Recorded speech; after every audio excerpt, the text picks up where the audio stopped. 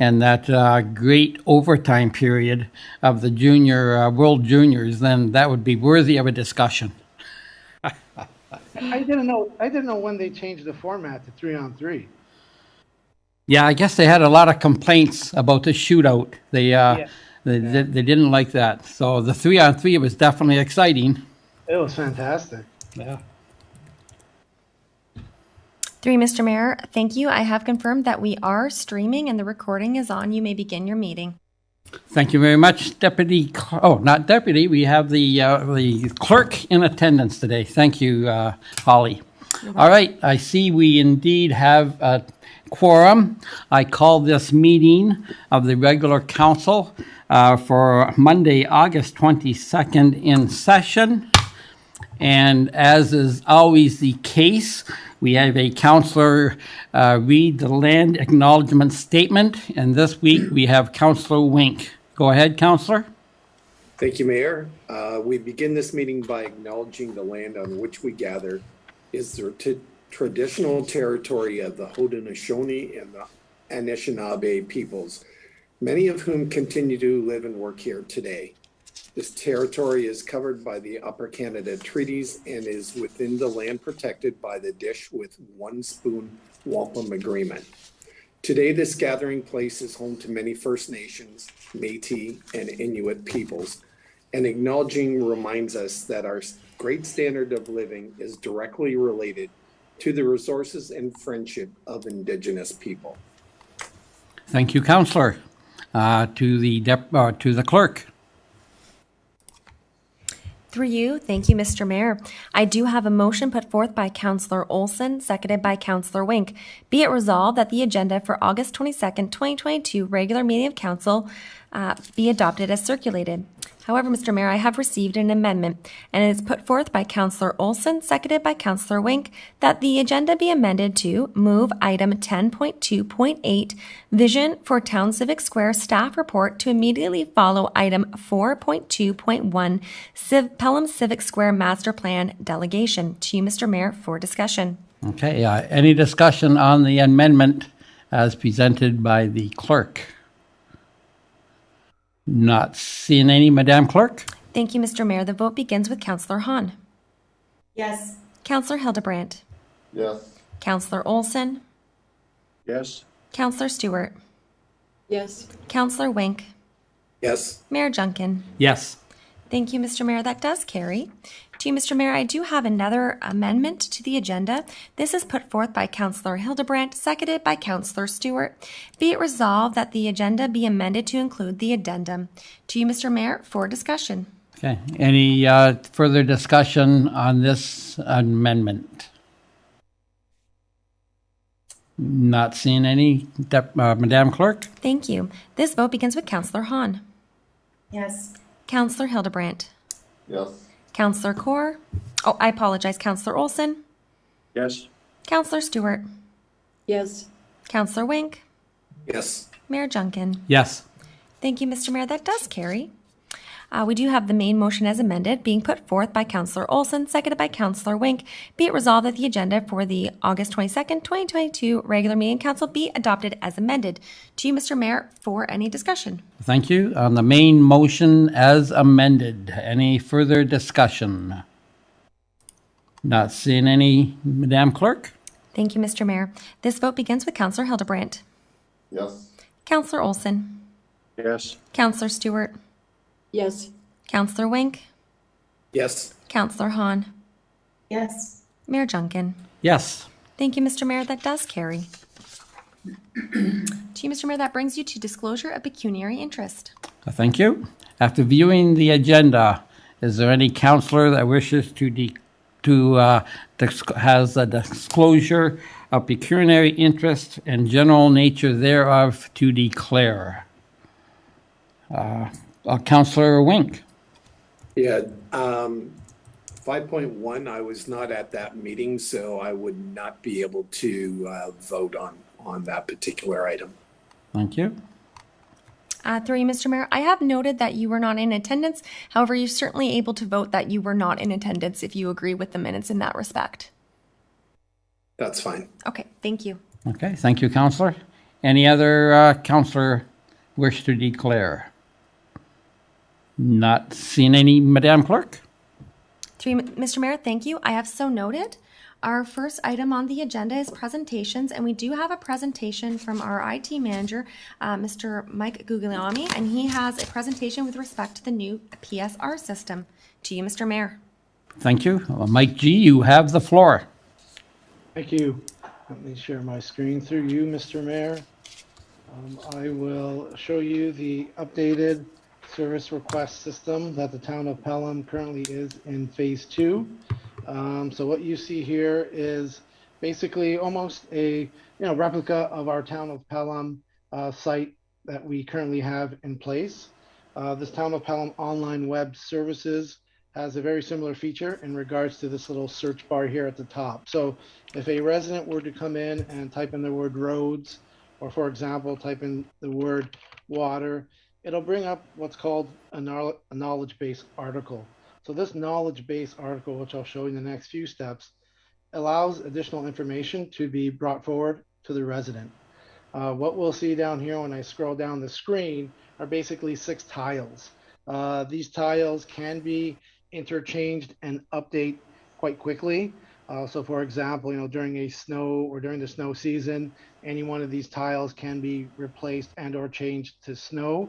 So that way we can highlight, some of the requests that may come from the residents in a very quick and easy manner. If I were to click on, let's say, for example, the roads and sidewalks, what it'll bring up here is what's called a knowledge base article. So when I select any of these links, for example, roads and sidewalks, it brings me to this page. So this page here is what's referred to as our knowledge base article. We can provide information to the town residents or to the resident that is going to be logging a service request.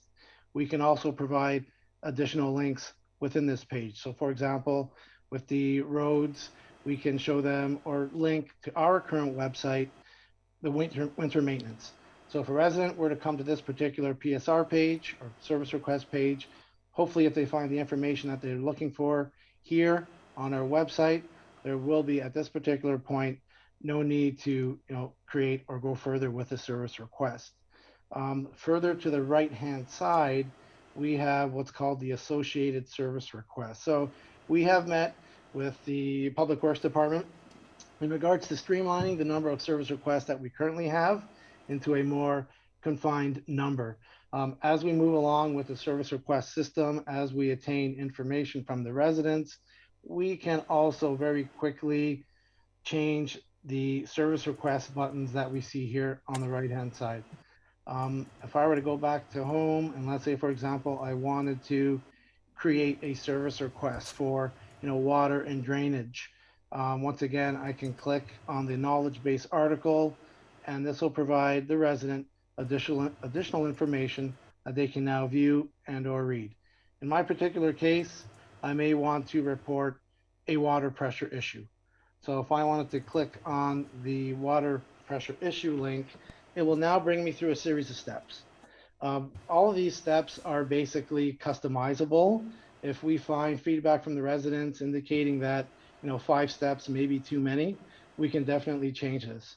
So in regards to where is the service request occurring or within the map, they can actually click and drag using the Esri-based ArcGIS system, or if they know their address or where the incident is, they can just type in the actual numerical number and they can start the process here. So the map will automatically link to what has been selected in the location field. So the next step is I would click the next button. This screen that we see here, step 2, once again, questions are customizable. If we wanted to add particular questions or ask a resident for a particular time that the service request or the staff may want to come visit them, we can add that. We can add drop-down menus. So we can basically modify this particular step 2 in regards to attaining more information from the resident if need be. So I just want to put water pressure low this morning. You do have the ability to upload files. They can be picture files, they can be text documents, they can be Word documents. There is a file size limit of 5 megabytes. So in this case, if I want to upload a file, I took a picture from my mobile device or from my phone. This is totally 100% compatible with any mobile device. I'll go ahead, I'll select done. It will then attach the image for me. I proceed to the next step. At this particular step is where we can capture information from the resident. So I will just use my information here. Anything that does have the asterisk is mandatory field. So they must enter that information.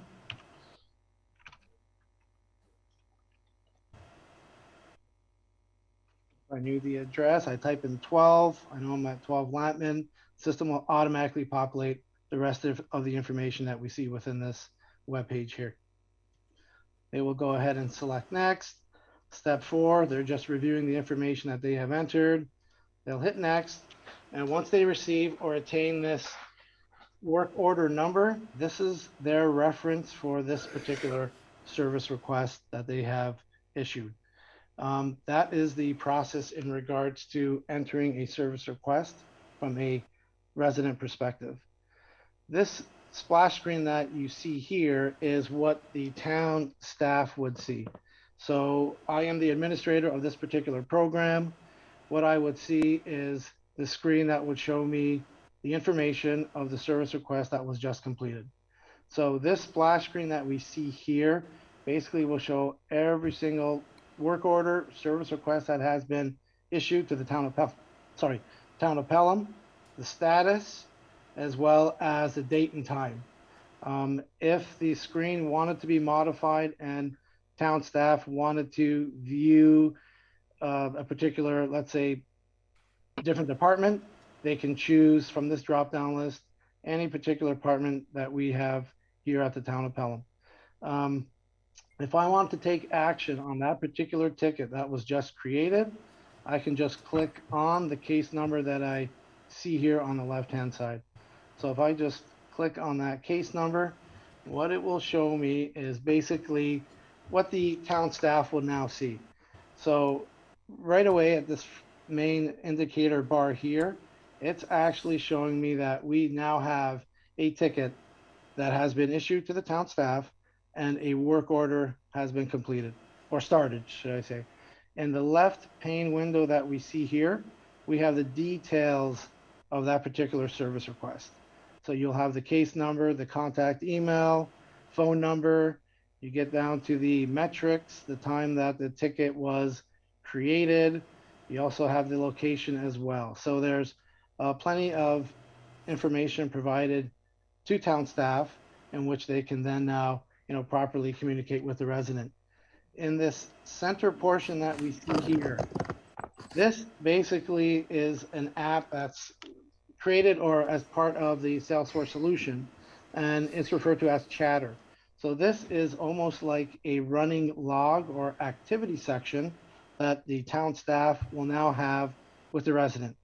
If I wanted to, for example, send an email to the resident, I no longer have to go into my email client, my Outlook client. I can reply to the resident directly from this Unipass interface. So if I can type in town staff will visit this afternoon, I can scroll down, I can hit send. This email will now be sent to the initiator or the resident who has created the ticket. So this is very similar to like an audit trail in regards to the service request system.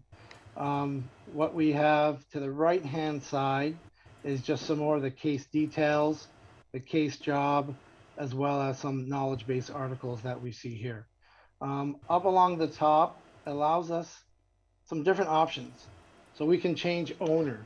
So if the ticket was intended for me or to the town staff, and they need to change owner, whether someone is on vacation, they can hit that change owner and they can select the appropriate town staff and assign that ticket to that town staff that you see here. If you need to refine the location, So if the location is not the exact location, you can actually change it from within the system here.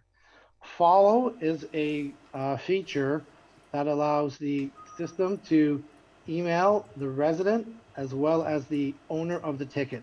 So for example, if you had a service request that had a 24-hour service level agreement and that service level has surpassed, an email would be sent to the resident as well as to town staff to say, notification, you have a service request that has expired the service level agreement. Please take note and provide additional comment to the resident. So this basically eliminates the back and forth, manual back and forth communication with the service request initiator. It is all done now through the system that we see here. If I wanted to, in this particular case, mark the status. So I can change the status to waiting. If, for example, I'm waiting for a particular product, whether it's a valve or anything that may be involved with this water pressure issue, I can select waiting and I can mark that as my current status. So what will happen at this particular point is an email can be triggered to the resident to let them know that this particular service request is now in a waiting or a pending queue to be completed. Finally, if a staff wanted to complete the service request, they would see the mark as complete. Now, what you'll see in the drop down here are two options, or a few more options. You have the complete and you have the closed. So what happens is town staff will be notified and trained to complete the ticket when they realize or know that town staff have completed the job and the work orders have all been finalized. After 14 days, the system will take the status of complete and mark it as closed. So when this ticket is marked as complete, it allows the resident 14 days to notify town staff that if their request hasn't been completed to their satisfaction, we are now able to reopen the ticket. So the difference between complete and closed is you can reopen a ticket, whereas closed, once that ticket is closed and the resident can't complete or issue the final survey, that ticket is closed and it is no longer able to be reopened. So within the system, once it marks it as closed, it is finalized. That ticket will no longer be able to be modified or edited on our end. So once again, there's a very detailed audit trail in regards to the tickets that have been issued and or closed. Here within the main interface that we see here, there's just some case histories. It allows you some very quick details from staff perspective as to some of the options that have been completed and or modified or added to the particular ticket. So for example, the resident did submit a image. If town staff were to highlight over files, it will then allow the staff member to click on the image and view that particular file that has been attached. It will also show emails. So any email correspondent, not only can you see it within the main chatter window here, but you can also see it really quickly from the email section up along the top of our window here. So this basically, allows the town staff to really quickly look at the history of any single ticket or many tickets quickly and right at their disposal. You'll see the emails that are coming in. So once again, emails that ticket has been opened, ticket has been closed, resident will receive this information. A neat and very interesting aspect of this particular service request system is any ticket that has been closed, the resident will now have the ability to fill out a survey. So how did the town of Pelham staff complete or do with that particular service request? We can modify, once again, the different questions or feedback that we can attain from the citizen. So yes, of course, we received a 10, we hit next, and now we have successfully completed the ticket. So within a few minutes, that particular ticket that was marked as completed should now be closed. So that's more of the administrative side, more of the town staff side. Once the resident receives a community licensing, they are able to create an account within the Munipass system and they are able to see an interface similar to what we have here, albeit not as many options in regards to, changing the owner, um, modifying the ticket. They will see a user-friendly interface for the resident to view the audit trace or audit history of that particular ticket that they created. Moving on into the system as well, furthermore, this particular system that we have implemented here has many different reports, many different dashboards. So a lot of these reports that can be generated through the Munipass system can be emailed, can be sent to staff on a particular day, can be sent hourly, can be sent nightly. So this particular dashboard that we see here breaks down all the service requests that you may have had per department, per date, the work orders that have been completed, partially completed, in progress. This information is all real time, and this information can be sent to staff, to senior staff, a very quick synopsis of what has been occurring within the Town of Pelham service request system. You can also create a report or many different reports within the solution that we have here. This particular report, I just want to indicate cases by origin. So what this means is we can now look at where are the cases coming from.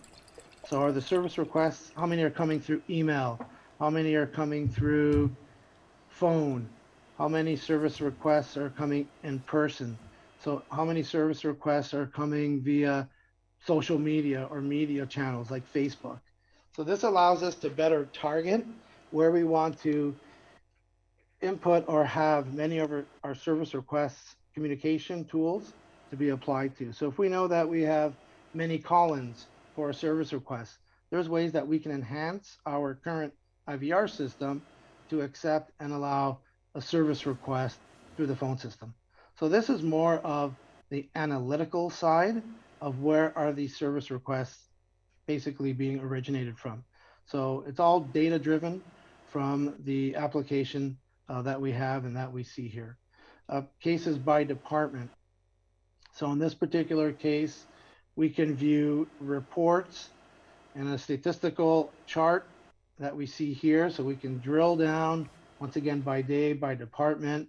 We can also view more of a detailed section that I see here at the bottom of my screen. So you can find out exactly when the date and time of the ticket was opened, where it was reported, the actual address, who it went to, the close date, the work order number, and who actually accepted that ticket and or what is the status. So many and all of these reports that we see here through the reporting section of the Munipass system is now available to be easily sent to staff, and all staff are notified and or can be in real-time communication with service requests that we see here. My main screen that I see here can also be changed to view a grand total. So if I wanted to see how many work orders are due in the next 7 days, it'll show me all of the service requests. If I needed to view work orders that are due today and overdue, it'll actually show me in this interface that we see here. So there is plenty of resources and sources of information that can be found and attained by town staff for the service request system that we have here at the town of Pelham. So that concludes my presentation. Are there any questions, comments, or concerns? Excellent. Thank you for that very thorough report, Mike. Before I turn it over to council, my one question is, did the other previous system have the analytical side to it, or at least the same depth to it, or is that kind of new to this system? The current system is much more robust in regards to the data analytics that it can capture. as well as where the information is coming from or being originated from.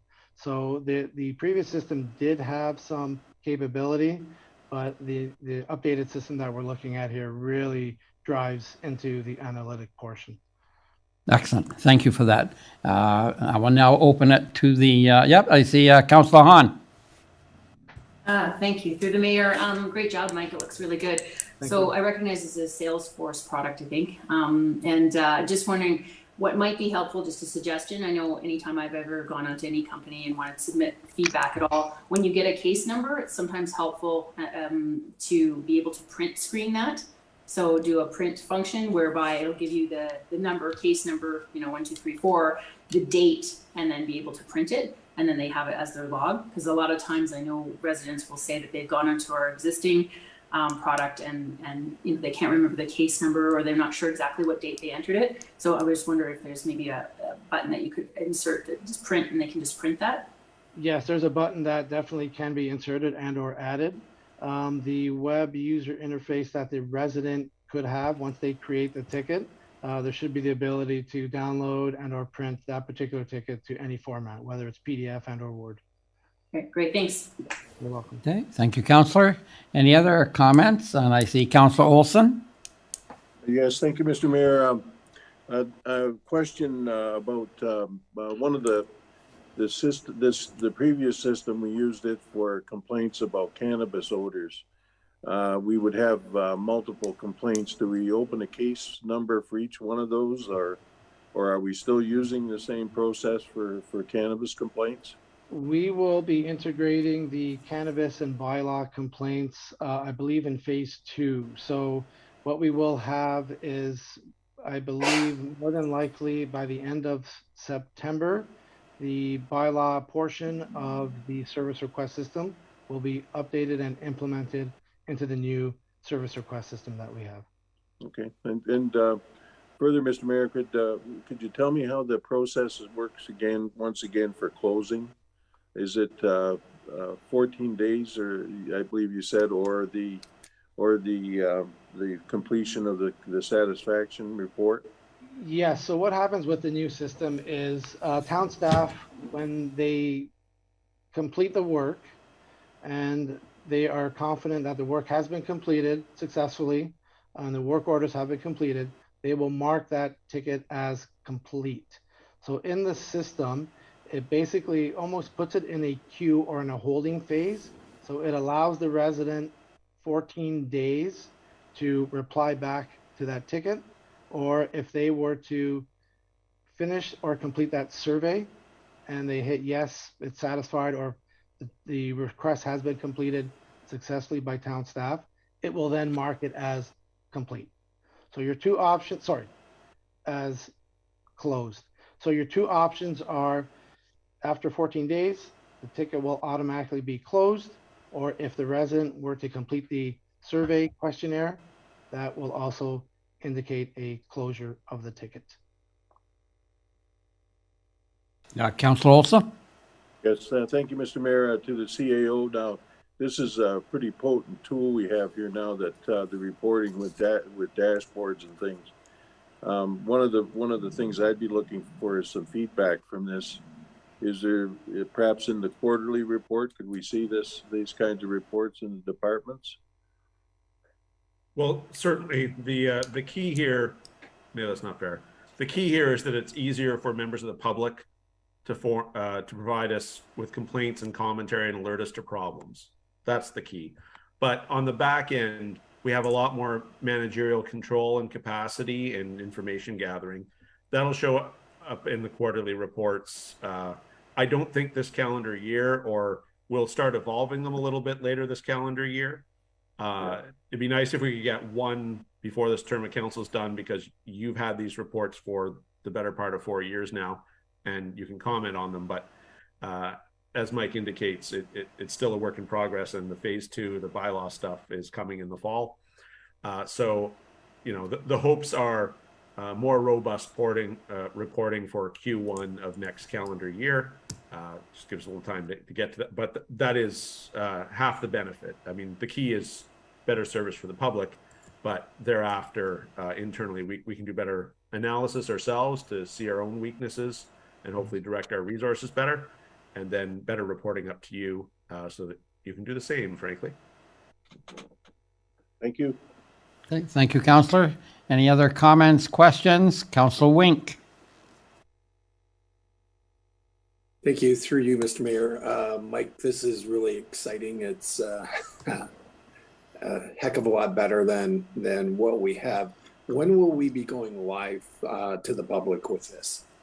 We will be going live to the public. We're anticipating the week of September 26th. So the service requests, the knowledge-based articles, it's more of the content-based information that we are currently implementing into the system. So by the week of September 26th, we will have a functioning product that we will have available to the public. Thank you. So with respect to the survey, it's always good to get feedback from those who we're providing services to. I'm used to seeing the 1 to 10 scale, and then you hit your rating and then it goes to thank you. Is there an opportunity for the resident to add comment to say, well, I gave you a 3 and this is why, and guy walked into my house with dirty boots and whatever, and a miserable attitude. So yes, it's good to get that commentary. Yes, there will be an additional description or comment field. So if a request or any request, especially the ones that are the 1, 2, or 3 for the feedback, definitely want to hear why. So there is the capability with the system to, allow the resident to add comments and or descriptions. No, that's great. Thank you. Thank you, Councillor. Councillor Hildebrand. Good evening, Mr. Mayor. Thanks again, Mike. Excellent presentation. The question I have is, who's going to be the one replying when the resident said no? You haven't completed the job. You've marked it complete and it isn't complete. That particular ticket can be modified with different workflows. So originally or concurrently, the ticket, if the request hasn't been satisfied or satisfactory to the resident, that will go to the owner of the ticket. So the system is set up right now. Whoever owns that particular ticket, that is who the feedback will go to. There is the possibility to allow the feedback to go to multiple staff. So if we decide that the proper workflow to a unsatisfactory ticket completion needs to also go to a director or manager, the system can be set up to allow multiple staff to view that particular feedback from the resident. Thank you. You're welcome. Okay. Thank you, Councillor. Any other questions, comments on the presentation? Not seeing any, Madam Clerk. Through you, Mr. Mayor, thank you. I do have a motion put forth by Councillor Hildebrandt, seconded by Councillor Stewart. Be it resolved that Council receive the presentation from Mr. Mike Guglielmi, Manager of Information Technology, for the update on the new PSR system for information. To you, Mr. Mayor, for discussion. Thank you. Any further discussion on the motion? Not seeing any, Madam Clerk. Thank you. This vote begins with Councillor Olson.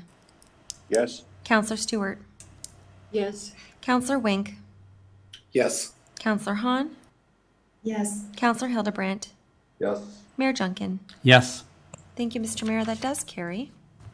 Mr. Mayor, that does bring us to the registered delegations. We do have 3 delegations tonight. Our first one is from Shift Landscape Architect. I will just ask Ms. Miller to please bring in our presenter. It's Mr. David Dunhan. If Council can just give us a moment.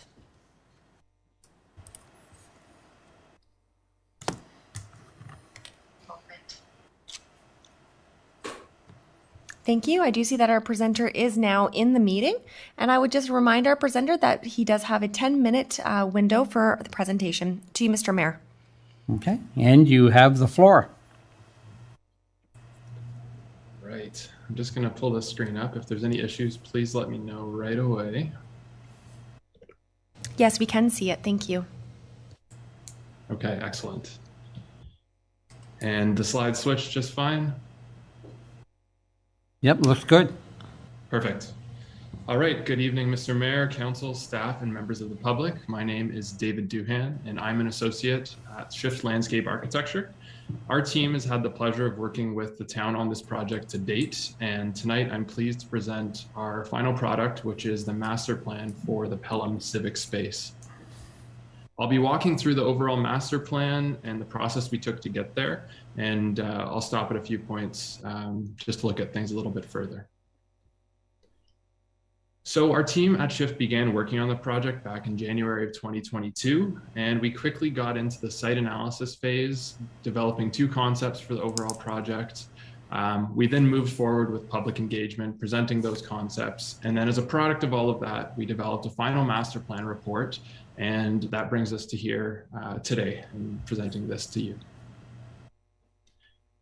So many of you might be familiar with the site of the future civic space, but just to highlight it a little bit, we're looking at the intersection of Meridian and Wellspring Way, just across the street from the Meridian Community Center. I'm so sorry to interrupt. You have not progressed with the slides. I was just wondering if you had intended the slides to go forward? I have. We're going to try this again. Yes, we're now on site context. Perfect. Okay. Thank you very much. Thank you. The first, you didn't miss much. That's okay. So this is the area of our site here in orange, directly across from the Meridian Community Center. So we're really looking at this site as an extension of the Meridian Community Center. So not only with the physical space, but also in terms of programming that can be run out of the site and just that link to the community center overall. So we first visited the site back in January of 2022, and we met with the town's directors of planning, recreation, culture, and wellness, as well as public works. And this initial meeting, as cold as it was that day, was really about just getting to know the site itself, understand a few of the different types of programming that the town envisioned for the space. And then from that point, we began to research the area. So overall, Pelham falls within a unique context, and that includes a lot of different cultural and natural characteristics. And many of these provided inspiration to the ultimate civic master plan or civic space master plan. The Niagara Escarpment is one of these things, and this landform and geology, including the Font Hill Came itself, contribute a lot to the unique local environment as well as the context of the space. And this supports the aggregate industry as well as tender fruit growing in the area. All of these individual pieces provided a really strong design foundation for us, and it was really inspired in a very locally grounded approach to the civic space overall. Taking all of the input that we received from town staff and a lot of this knowledge of the local area, we began to develop what were two concepts for the public space.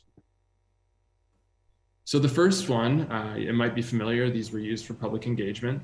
The first one and the second one were really developed to contrast one another. So we didn't want to show two of the same thing, but two options to really encourage feedback on both concepts. The first concept up on the screen right now showcased a large central lawn to the overall civic space, as well as a pavilion space and a formal entry at the corner of Wellspring and Meridian Way. The second concept, built on the first but presented a different option, really focusing on a large open central plaza, a large deck area and gathering space, as well as fire features, this unique farm path that runs across the site, as well as a gathering grove. So both of these concepts were presented to the public, and the public engagement was conducted online through Engage Pelham, as well as a display set up at the Meridian Community Center. The different materials that we showed the public were overall design drawings of the space, concept plans, graphic materials, and even two physical models of the space. We encourage visitors to, both online and in person, to complete a survey that was available between April 8th and 26th of this year. In total, we received 21 responses. So from this input that we received, we found that a combination of both of the two concepts were favored by a slight majority of respondents, and that was about 38%. And some of the comments suggested that concept one was preferred because of its form, but that also should include some of those elements of concept two, such as the fire elements, seating options, as well as the larger stage space. Trees and plantings were favored in both concepts, and these were both identified as really important elements that people wanted to see in the space.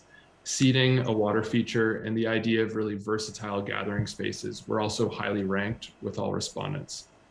All of this came together and helped us build what we are calling the final concept for the Pelham Civic Space. So the overall plan combines ideas, forms, and elements from both the preliminary concepts we just looked at to form the ultimate Pelham Civic Space. The design is largely based on the overall layout of concept number 1, but it also brings in elements from concept number 2. So the final plan is really a hybrid, and this was intentional, bringing all of those comments and feedback together. Looking closer at the master plan, I'm going to quickly highlight a few key areas and get into more detail about these. So to start, I'm going to follow this area here by this asterisk. So this is our first view of the site. So this is a view from the corner of Wellspring and Meridian looking into the space. So we're proposing a large entry plaza here, and this area would include this open plaza, permeable pavers, and wood top seating. And we'd also provide a strong view right into the overall civic space. So you'd get that clear sight line right across the site over towards the stage and pavilion. The next area I want to touch on in the plan is the central space or the Great Lawn. So this lawn really anchors the space overall and can be used casually for lunch or just a casual gathering, but also for larger gatherings and events, concerts or different festivals. This is a really useful space for that. One half of the lawn is elevated and kind of tilted this way towards the overall pavilion and stage area. So it serves as seating for performances. The stage works well with the lawn and would provide an overhead canopy as well as a slightly elevated area for seating when it's not in use, but also for performance when it is. The plan also includes a water feature, and this would be just off the main path around the site, and it would be surrounded by low stone walls. So this could be a cooling feature, a place for kids to play, but also somewhere just to sit and gather around the overall plaza. Site planting is a really important part of the design as well, and this would include trees, flowering shrubs, perennials, grasses, and other plantings. And all of these forming the edge of the site really create a strong sense of enclosure for the space and also allow us to introduce things such as a rain garden in the northern corner of the site to absorb runoff. So the next area is an Indigenous garden. So the design of this would be developed working with local Indigenous communities, and we would want this to be a process that's iterative, and we would not prescribe anything at this stage. The next area I want to look at is located right here, and that's the harvest table. So this image shows the harvest table area, and the long table would sit beneath a trellis, possibly cables and string lights, then even climbing vines in this area. And this ultimately provides a very literal gathering space within the overall civic area. The next area I want to look at is located in this portion of the site, and it's referring to the fire feature area. So this image really showcases how the site might be used at night with site lighting and servicing, opening up opportunities for a variety of evening events. And the fire features also support the civic space throughout the year. So warmth and light any season can be used, even in those cooler months. So seating wraps around the fire features safely, and trees and plantings are further away while still sheltering these spaces from the wind and elements. The last portion I want to look at is this section. So we included the streetscape as part of our investigation, and this is across from the site, across Meridian and Wellspring Way. And this includes a series of spaces as well as circular plazas that really create a welcome mat to the overall civic space itself. There's also an alternate path of travel that connects the community center over to the shopping plazas. The next few slides just show a few general images. The top 3 would be examples of the seating slope, and the bottom 3 would be examples of water features. Again, this is not exactly what we built, but just examples here.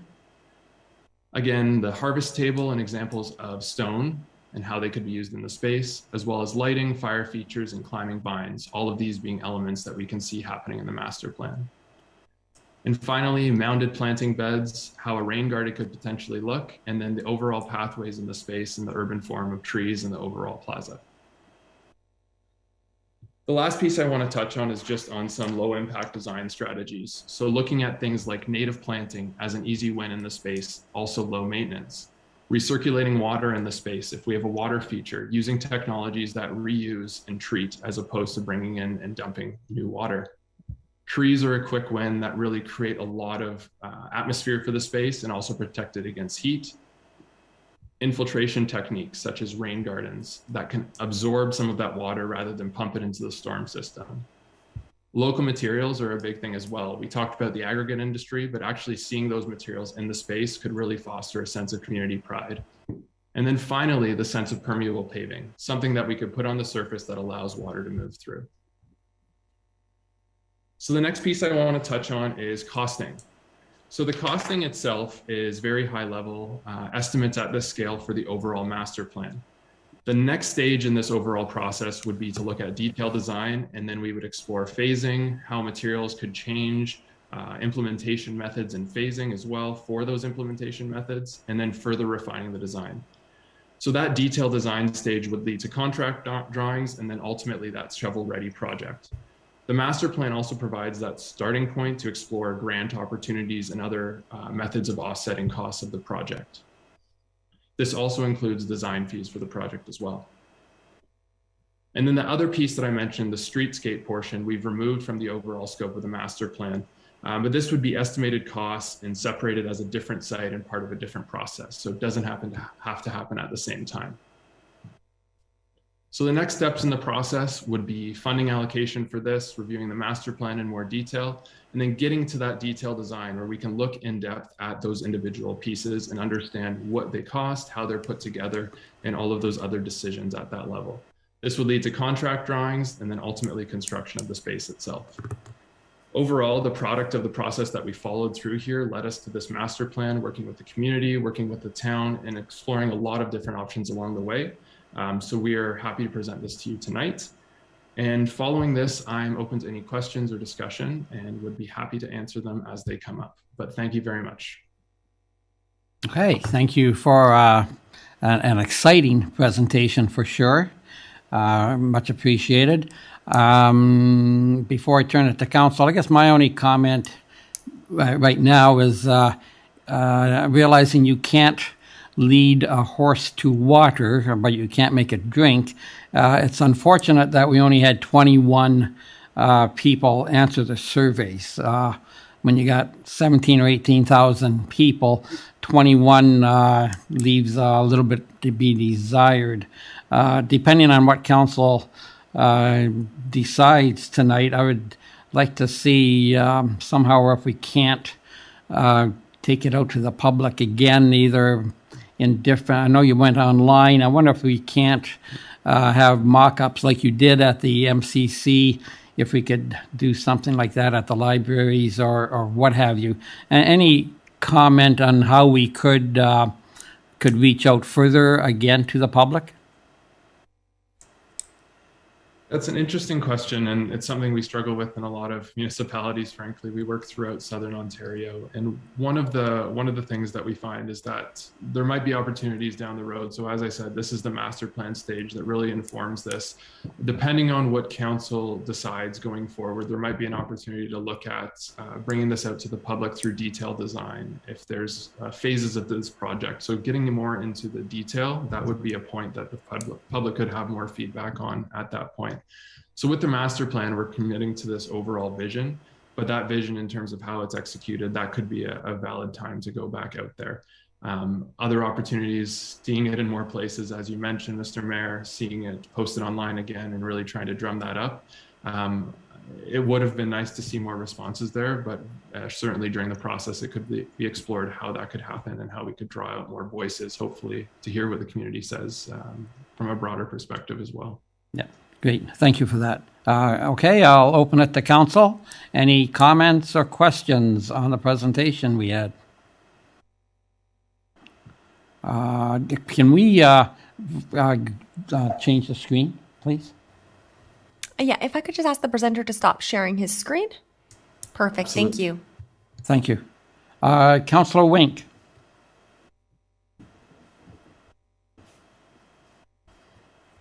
So through you, Mr. Mayor, David, thank you so much for your presentation. Obviously, there's a lot of thought and work that's gone into it. This is more a comment with respect to the stage feature. We just spent considerable amount of money in Peace Park, which is a kilometer away. where we have our Thursday evening band shell performances and whatever. What made the justification for including another stage feature in this particular plan? Do you, Yes, thank David? you. Yes, thank you very much. So to speak to it at a high level, one of the things that really drove this is the idea of how it can be programmed. So when we say stage or pavilion, it might not be the same scale as what's happening in Peace Park, but be a more passive sort of setup. So we might have a small covered space, but it could be thought of as more of a pavilion versus a stage. And then if a band happens to be out there, or a busker happens to be in the space, or during a tournament, there's some sort of gathering there. So it's a much more passive approach to a stage. So I would say we would think of it more as that pavilion that has a bit of an elevated area. We can still support an accessible ramp up to it and all of that, but just building it into the landscape, but maybe leaning towards pavilion more than stage. So it's really for shade, and then that secondary use, if it was desired, it could serve that purpose if needed. So the lawn area then, just a guesstimate, how many individuals do you think it would hold? So as a rough calculation, I couldn't tell you offhand. I could tell you it's just shy of a quarter of an acre. So it is quite a large space.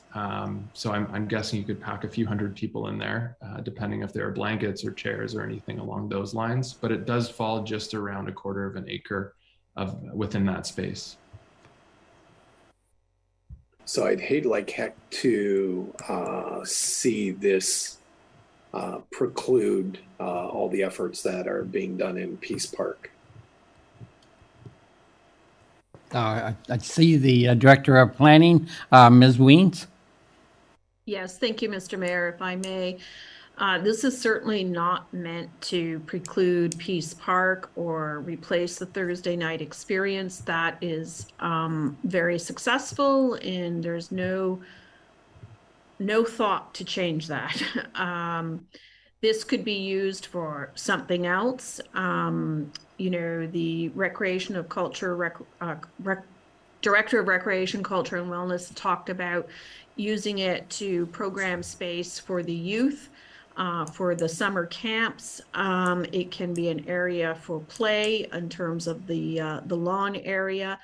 It could be something where you could host a movie night in the summer in the evening. There's lots of other things that the community has made known that they'd like to see, other than, you know, the concerts and the supper market that we do on Thursday night. There was no plan to compete with that. I don't know if the director has other thoughts in terms of how that space could be used or programmed, but it was certainly not meant to you know, detract from what we have at Peace Park.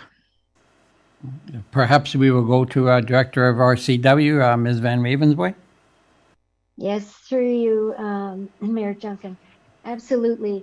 This space is a different type of space. As we know that the band shell in the Peace Park is very limited. This is an open space. So we're able to use it for many other opportunities. You know, theater or just music or graduations, tournaments, between tournaments. And as it was indicated, it's like an extension from the MCC. And we're finding, you know, even already that space is, believe it or not, limited at times at the MCC, and we can continue outside. And I just find that as the area, East Fonthill area, is being built up, there's less and less green space, and the families that we're, you know, attracting, where do they go for their open space? I can see this space being used all the time, just passively, casually. We have the seniors residence that will be right beside it, as well as all of the condos and residential areas. I think it would be very well used. Okay, thank you. Thank Councillor? you for those comments. Okay, thank you, Councillor Wink. Councillor Stewart, I believe you had your hand up. Yes, I did. Thank you. Through you, Mr. Mayor. I'm following along with what you said about the 21 responses. I'm wondering if those were the total responses or the 21 positive responses, because I know my responses were totally in the negative about building this, and I know of at least one other person who felt the same way. So I'm wondering if there was essentially, say, 23 responses, or just the 21 were counted. Thank you. Yeah, thank you. David, any comment on that? I would like to, before you begin, I do know that I believe you had those mock-ups at the home show, and the time that I was at the home show and went by the display, there was probably 5 or 6 residents looking and pointing at it, and I must say that those residents, those 5 or 6 that I interacted with, they were actually pretty excited about the display. So I'll let you take on the comments. Thank you, Mr. Mayor, and thank you, Councillor. So those responses are the total number of responses. So that included the negative, the positive, and everything in between. So that represents our total count. So we looked at all of them, the paper surveys that were received, as well as the online comments. And just to speak to Mr. Mayor comment, I spent time there after the display set up, and we heard just kind of through people interacting with others at the actual center. A lot of people did have positive comments or negative comments, but a lot of those people also didn't fill out our surveys, I can imagine as well. But those do represent the total number of responses of all kinds, Councillor. Thank you. Councillor? Oh, thank you, Councillor. Councillor Olson. Yes, through you, Mr. Mayor. I'm very good presentation. I like the idea of the harvest table, because that kind of brings a link back to our agricultural past and the 700 generations that have farmed this land and taken care of the land. And I'm pleased to see the indigenous gardens and the rain gardens that you have there, and the curved spaces that you have. I think I'm not an architect or a landscape architect, certainly, but those things I value.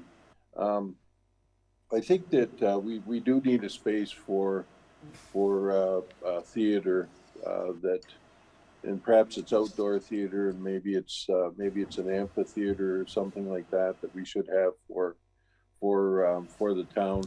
We also need a space for something like sculptors, outdoor sculptors, because I think we have people in our community who would take us up on the opportunity to put those types of events on. Thank you, Councillor. Any other, Councillor Hildebrand, I saw your hand. Go ahead, sir. Through you, Mr. Mayor. I was one of the ones that was there during the home show. I also, and I think my friend made some negative comments and considerations to that home show. So if you count Councillor Stewart being there, myself, and one of my friends, that's 3 off the total. So we're already down to about 18 people from the residents making comments. That's a poor sampling for something this expensive. So I agree with the mayor. I think before we even proceed, something more has to be done. Okay, thank you, Councillor. Any other comments? Councillor Hahn. Through the mayor, I'm just wondering, when folks were looking at these mock-ups at the home show, was there any discussion or information provided whatsoever with the potential for the funds that would need to be spent? I'd see Director of Planning, Ms. Weens. Yes, Mr. Mayor, through you. So there were models of the 2 options available at the community center for about 3 weeks. And they were there during the weekend of the home show. As well, there was copies of the pay survey available.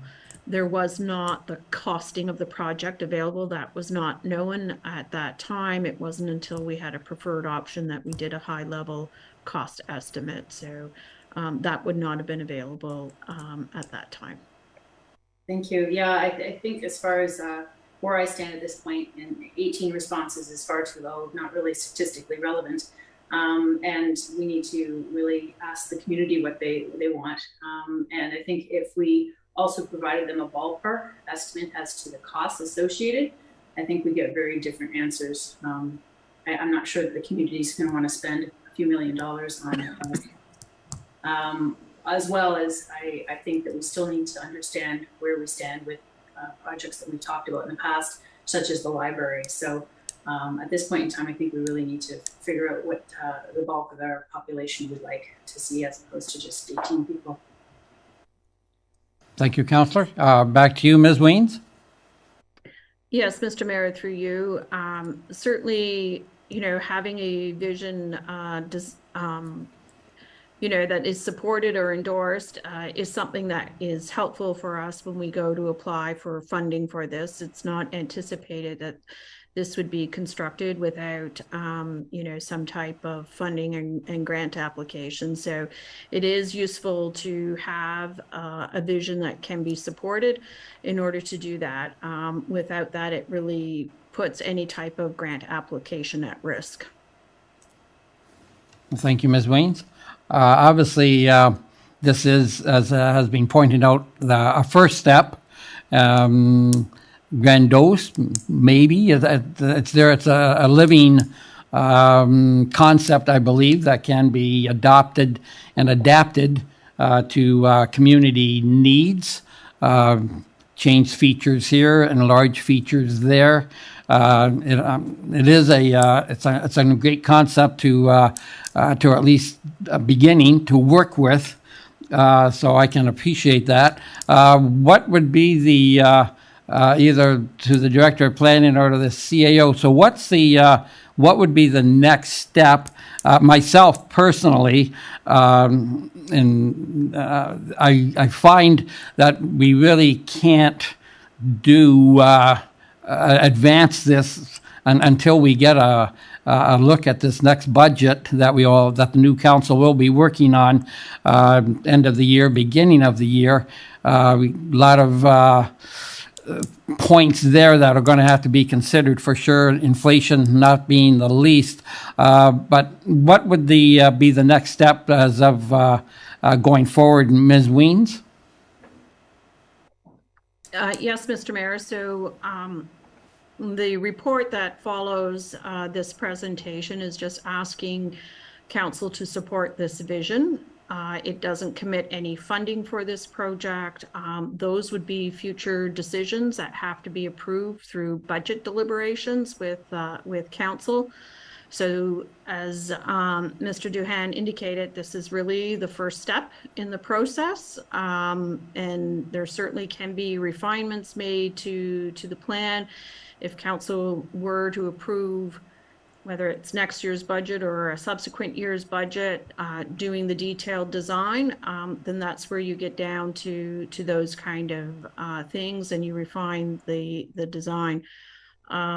And once you have detailed design, then you would also have more detailed costing, and you would continue to be applying for grant applications during that time as well.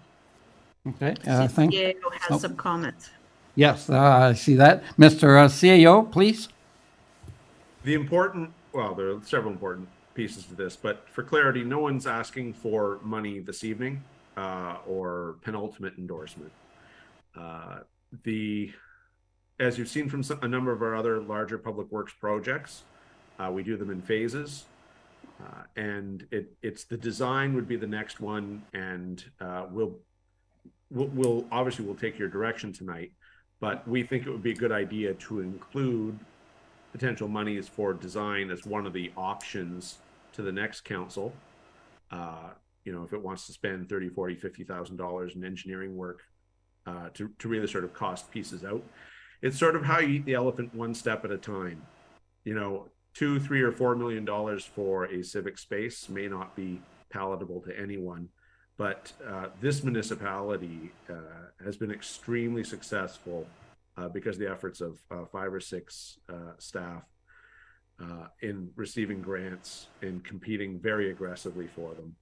And one of the keys is that, you know, when this council began its term, there were a lot of shovel-ready projects available to us because of work done by the previous council. And so ultimately we were able to chase grants successfully for virtually all of those. So tonight, we're not asking for really any final decisions of any type whatsoever. We are looking for and hoping for some feedback on the actual content within the, you know, the chosen, or at the moment, the recommended option, which is sort of a combination of the two, as Mr. Duhan sort of alluded to. Sort of hear your thoughts and feelings. We have a number of ways we could go back to the public to get more understanding of their likes and preferences. I think this evening, this presentation will do a lot to elevate this in the mind's eye, in the public's mind's eye. But financial approval might come next calendar year, and that will help us get a technical understanding of the costing. And remember, that will get the project to the point where we could realistically apply for grants for it. And I think that's the important piece. Something on the back of a cocktail napkin gets nowhere in discussions with the provincial or federal governments, and we've seen that over time. But you know, reasonably precise plans with reasonably serious cost estimates can allow us to go quite far, and we have an excellent recent track record in so doing. So that's kind of where staff think we ought to be working towards. The specific contents, what you think and what the community thinks should be in there specifically. We have a number of beautiful ideas here, but what the right ones are, that's up for this council, future council, and the public to decide. I don't want it suggested that the civil service is trying to lead the content, just the process to help us, to set us up for future success. Thank you. Okay, thank you for that clarification. Councillor Stewart, I believe I see your hand. Yes, thank you very much. Through you, Mr. Mayor. Before we even talk about, you know, any way this could possibly be partially funded through grants down the road, before we get to that and start chewing on the elephant, the biggest issue is we need a new library. That's the last available land that we have where we could put one. And I think this needs to totally be put on the back burner until we know when we will be able to have a new library. I did ask some questions about that and have not received an answer yet. So until there are definite answers on that issue, I am totally unwilling to take this one more step forward. Thank you. Okay, thank you, Councillor. Any other comments, questions before we go back to the Deputy Clerk?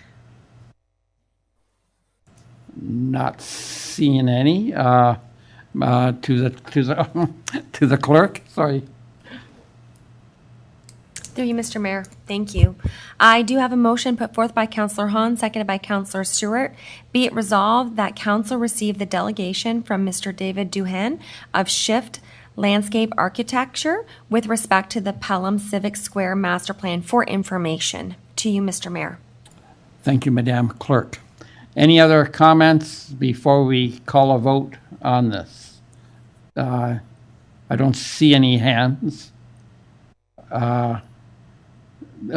Councillor Wink, do you have your hand up? Because I no? No, I'm trying to unmute. Oh, okay, thank you. Okay, so we will, don't see any other hands come up, so I will turn to the Clerk. Thank you. And this is for the delegation for information only. Councillor Stewart. Yes. Councillor Wink. Yes. Councillor Hahn. Yes. Councillor Hildebrandt. Yes. Councillor Olson. Yes. Mayor Junkin. Yes. Thank you, Mr. Mayor. That does carry. We do have immediately preceding the staff report. I do have a motion put forth by Councillor Hildebrandt, seconded by Councillor Olson. Be it resolved that Council receive Report 2022-0203, Vision for Civic Square, and that Council support the vision of the Civic Square presented by Shift Landscape Architecture Co. Inc. To you, Mr. Mayor, for discussion. Now back to council to discussion on this motion. Councillor Hildebrand. Through you, Mr. Mayor, you'll see in the agenda, I made an amendment to the motion. And my amendment would be to strike the last paragraph of the motion and insert, and that council defer consideration of approval until staff can provide a fulsome update report on outstanding grants. Okay, and you would need a seconder for that amendment. Councillor Hahn, Yes, you will second? I will. Okay, thank you. And Thank you. We do have the mover being Councillor Hildebrand and the seconder being Councillor Hahn, and the amendment is on the table for discussion. okay, thank you. Councillors, you've heard Councillor Hildebrand's amendment discussion, and I see Councillor Olson. Yes, through you, Mr. Mayor, I didn't hear the last part of the amendment. If that could be repeated. Okay, thank you. Perhaps we'll go turn to the clerk. Yes, thank you. The amendment is that the motion be amended to strike the last paragraph of the motion and insert, and that council defer consideration of approval until staff can provide a fulsome update report on outstanding grants. Okay, thank you, Madam Clerk.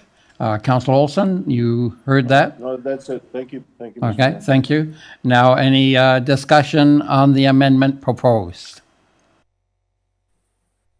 Councillor Olson? Yes, through you, Mr. Mayor, so that would put us in a position of not having a project that we could approve. We could approach granting sources with a project. Is that what I'm seeing here?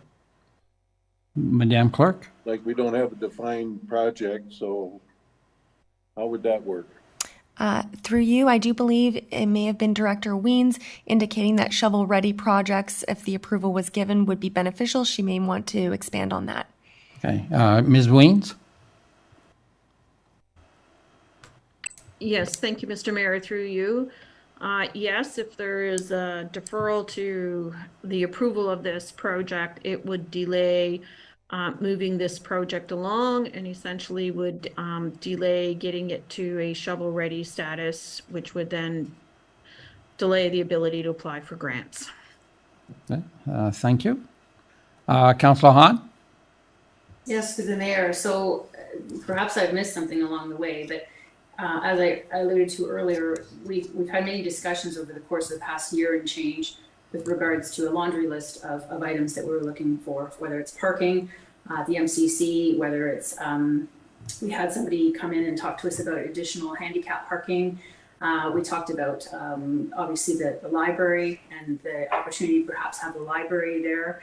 We all know that we don't have an abundance of land left, and that's one of the only spots left that we could do anything with.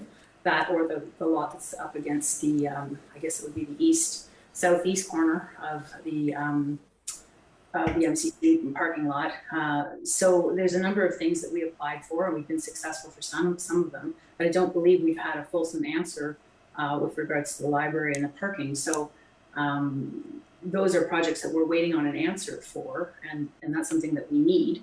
It's kind of a want versus a need in my mind. We need those things, and this is more of a nice to have, not a have to have. So perhaps the treasurer can speak to this, what position we're at as finding out whether or not we're successful with the things that we've already requested. Any comments from the Director of Finance, Ms. Murphy Quinlan? Through you, Mr. Mayor.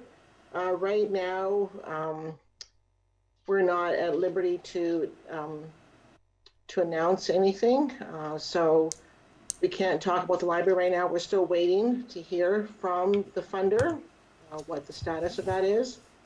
So I do agree with the Director of Planning that just by approving the concept, just by approving the project doesn't mean it moves forward, but there could be elements in the project that, you know, if we do something else in the future, let's say relating to the library, we can take features of, you know, what's in the plan and point to it that council approved certain features.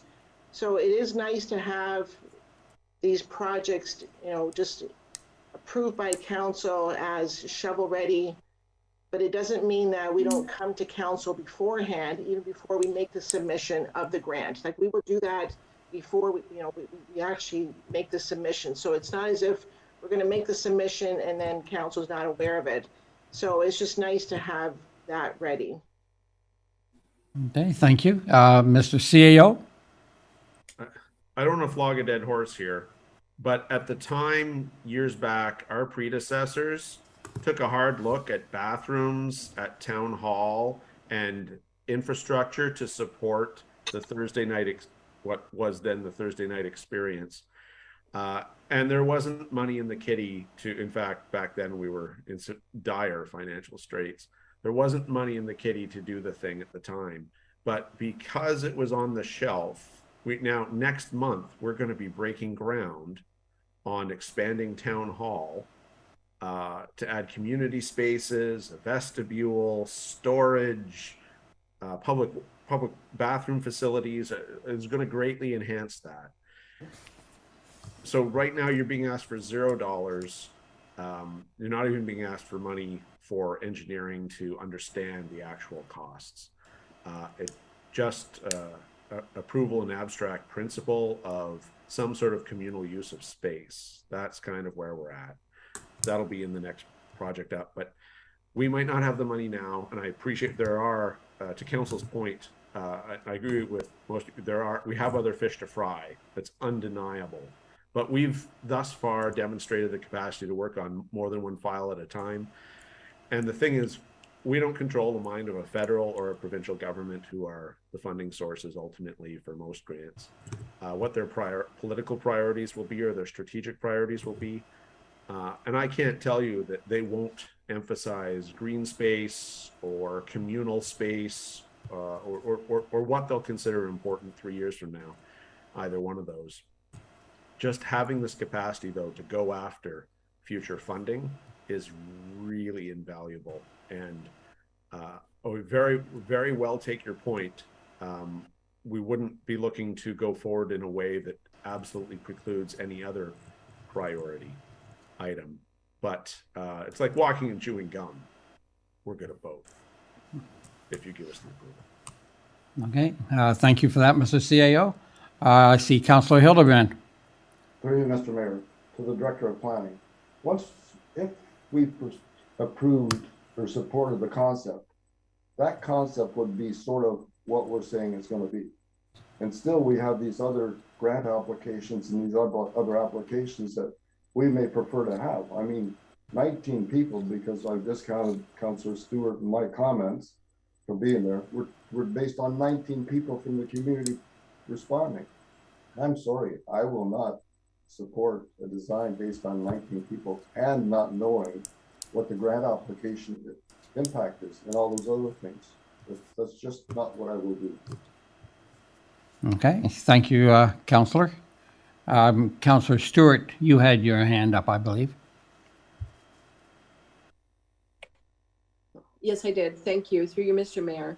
I agree with Councillor Hildebrand. Sometimes you have to go one step at a time, and as far as the comment about the capacity to request funding, the design process has to be a lot farther along than this before we could even request. So at this point, I'm saying put the brakes on, find out what and when we can possibly do with our library, which is a far more valuable thing.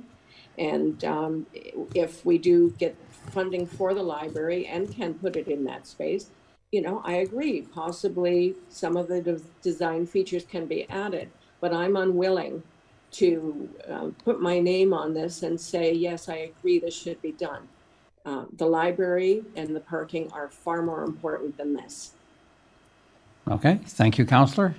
I see the Director of Planning, Ms. Weens. Yes, Mr. Mayor, through you. I think, this is a vision, as indicated, this is the first step. Council approved going out and hiring a consultant to do this vision. This was approved through a budget process by council.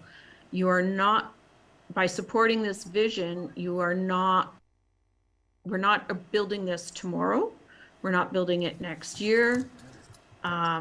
It could be 4 or 5 years down the road, or perhaps even longer before it gets built. And it may change, but you need to start somewhere with a vision. And this was a council endorsed project. So it's, while I guess the response rate was low, the responses nevertheless were very important, and there were a number of responses and excitement around the table whenever I was at the community center and engaging people about this and the need for something like this in Pelham, because we don't have a place where people can come and gather and just, people that work in those shops have a place to go for a lunch and those kind of things. It's something that what we saw at the community center engaging with people was something that was very much looked at as a positive. I understand that this is challenging for you, but at this point in time, you're not committing the dollars to this project yet. And that will happen down the road with a future council. But it is something that was asked for by this council, was to develop a vision for the Civic Square. Thank you for that, Ms. Weens. I would like to, just my 2 cents. I can remember back in 2015, 2016, whenever that council voted on the MCC, and I remember that night very well in the old town hall. It was voted 4-2 to go ahead with the project. I was one of the ones that voted against it. I felt at the time I was right, but I think that looking back at the situation now, I believe that it was indeed a great thing for this community. I'll eat crow, whatever you want to say about it. It's hard to believe with the population we're having with the town and at the rate it's growing. It's hard to believe what the community recreation field would be like if we didn't have the MCC to house all these events in. So I'm thinking this is probably another one of these times that we're not asked to put any money into it. We're being asked to support a vision. That's what we're asked to do. We're not delaying the library. We're not putting $4 million on the next budget. We're just going by a vision that no doubt will be added to, deleted, changed, adapted. That was without saying. But myself, I'm going to vote against the amendment, and I'm going to vote for this vision. That's what this is a vision. And yes, it does need more steps. It does need to be put out in the community for sure. I don't know how we're going to do that. I'll leave that up to the experts. But I just want to put it out there that I will be voting against the amendment, but because I think this vision is something that the community will be able to get around and support. That's my 2 cents. Councillor Hahn. Yes, to the mayor. So listening to the comments that come from the rest of my colleagues, I'm just wondering, is there an opportunity perhaps to shape the amendment such that, just off the top of my head, that it's worded so that precedence would still be that the objectives that we've already put out for grants, which are the library, the parking, and failing that. So hopefully, I mean, it's been some time now that this information hasn't been made public, whether we're successful or not in that regard for the grant. So considering this is forthcoming soon, we should have an answer one way or another. So it's a yay or a nay. If it is not successful, then this would be the fallback that then we would endeavor to perhaps look at this vision for me, if it fell into a grant, but only if it fell into a grant status. That way it's kind of a There's still Plan A, which we all know is something we were endeavoring to go forward with, and we're waiting on an answer.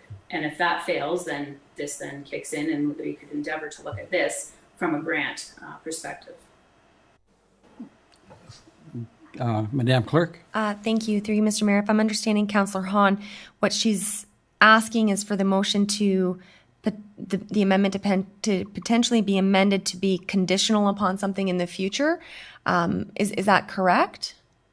Would be conditional on well, the answer that we should be getting, I guess, shortly at some point with regards to the library and the parking. Because for me and obviously a few other of my colleagues, that takes precedence. So if that's in fact our first choice and that should fail, then and this is a grant opportunity to move forward with a park or area as a second choice, then at least we're leaving that open. We're not fully taking it off the table, but we are kicking it to a second choice spot. This is the way yes, so it would be conditional. Through you, Mr. Mayor, although it's not impossible, I'm not sure that's procedurally the most correct way to go about it. It makes things very difficult for staff. I don't know if the CAO has any comments on that or his thoughts or suggestions. Well, I always respect efforts at legislated compromise, and I think this suggestion is coming from a very good place. But there are some procedural difficulties with putting condition precedents into council motions. Perhaps as a further alternative,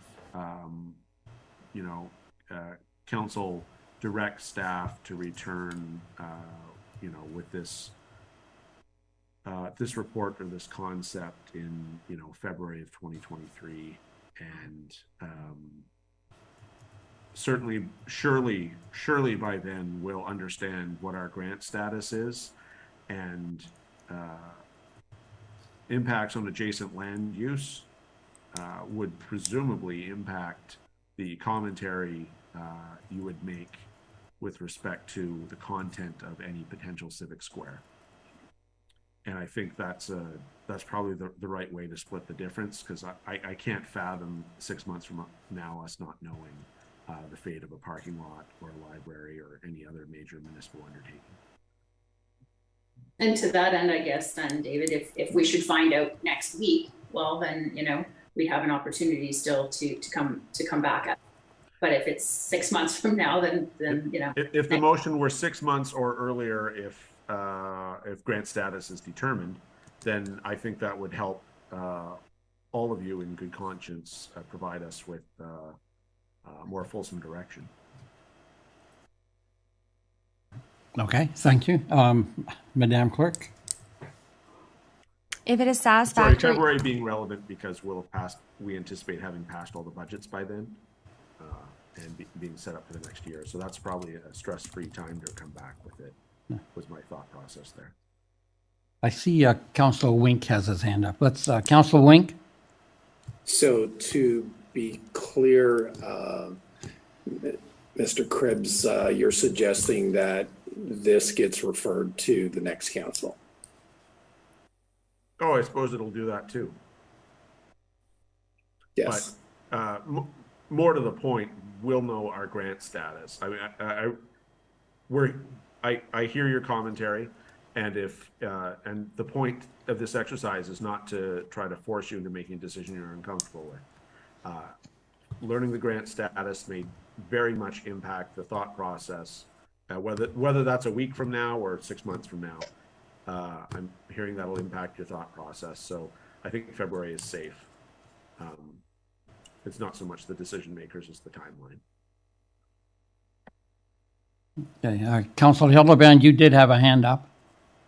Through you, Mr. Mayor. I'd prefer to make an amendment to my motion than to echo the words that the CEO just stated. I'd be fine with that. Thank you. I just jotted that down. Basically, there would be another paragraph added, and that council directs staff to return with the report and the preferred concept by February 2023. I've had it as by so that it could come in earlier. It's just the latest would be in February 2023, if that is satisfactory to council. Any comments on that? Councillor Hildebrand, you have the floor right now. Is that satisfactory to you? Absolutely. Thank you so much for the suggestions. Okay, thank you. Councillor Hahn? Yes, through the mayor. So yes, or earlier in the case that, of course, we get an answer before that. And to that end, I just wondered if we could ask the treasurer to reach out to, I guess, the governing body that's determining the fate of that grant to make a request as to an approximate timeline. Great. Yeah. Madam Treasurer? Through you, Mr. Mayor, yes, I have been inquiring on a regular basis, but I'll definitely keep council informed once we know. Thank you. Okay, thank you. Any other discussion? I see Councillor Stewart. Yes, thank you. Through you, Mr. Mayor. This goes far beyond, kind of putting this concept, this vision in place. The issue for me is, honestly, a new library is far more important than this. We have a piece of land. I understand, and I have it on good authority. They are not making any more of it. So at some point, when it's time to build a library, we have to have somewhere to put it. We have no floating platform above the town to put it on with magic escalators. This is a place where we can put the library. And funding, not funding, it's going to need to be done sooner or later. So I am really opposed to pushing this forward in any way.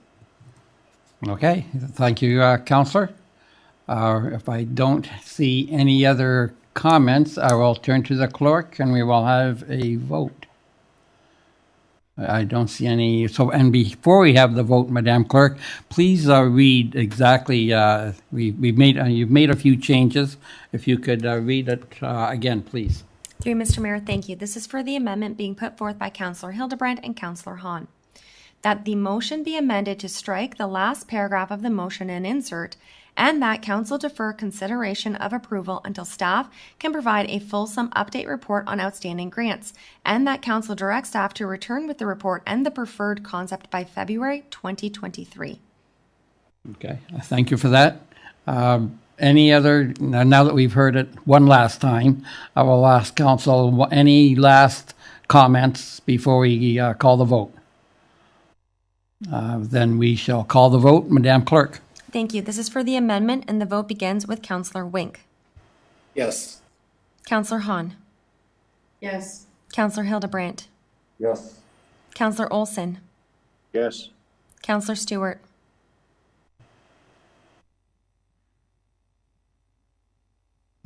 Councillor Stewart? Sorry, no. No. Mayor Junkin. Yes. Thank you, Mr. Mayor. That does carry. That does bring you to the main motion as amended. Okay, thank you. Now back to the main motion as amended. Any further comments? Not seeing any, Madam Clerk. Through you, Mr. Mayor, thank you. And we will use the same mover and seconder being Councillor Hildebrandt and Councillor Hahn. And this vote begins with Councillor Wink. Yes. Councillor Hahn. Yes. Councillor Hildebrandt. Yes. Councillor Olson. Yes. Councillor Stewart. No. Mayor Junkin. Yes. Thank you, Mr. Mayor. That does carry. I'll just ask Ms. Miller to remove our delegate from the meeting. Thank you. That does bring council to the next pre-registered delegation. This is from Mr. Tim Nohara from the Cannabis Control Committee. I'll just ask Ms. Miller to bring Mr. Nohara into the meeting. If council can just give us a moment.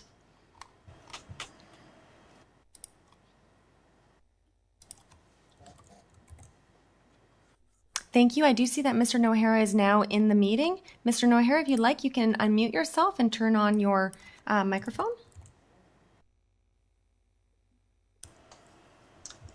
Can you hear me okay? We can hear you. Yes, we can. I just remind the presenter that there is a 10-minute time limit for delegations to you, Mr. Mayor. Okay, thank you. And Ms. Nohara, thank you for appearing before council tonight, and the floor is yours. Good evening, everybody, and this might be my final visit, at least as chair of the Cannabis Control Committee this evening. I think the clerk or a colleague was going to share the closing memo with you that I wish to present to you. Thank you. So I'm here on behalf of the Cannabis Control Committee, and we are bringing to you our closing memo. With recommendations to you and to the next council, which we hope you'll endorse. The committee was established back in the spring of 19, and with tonight's meeting, subject to anything else that follows before the fall elections, I believe we're done our mandate. And the purpose of this memo is to report to you on our work, which we're quite proud of, but there's more work to be done. So we're leaving you with some recommendations that and some guiding principles that will hopefully help the next council.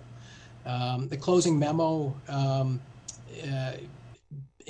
involves the cannabis regulations, the Pelham cannabis regulations that we've brought forward, literally involving thousands of hours of effort from the committee members, staff, from experts we've hired and brought in thanks to council support.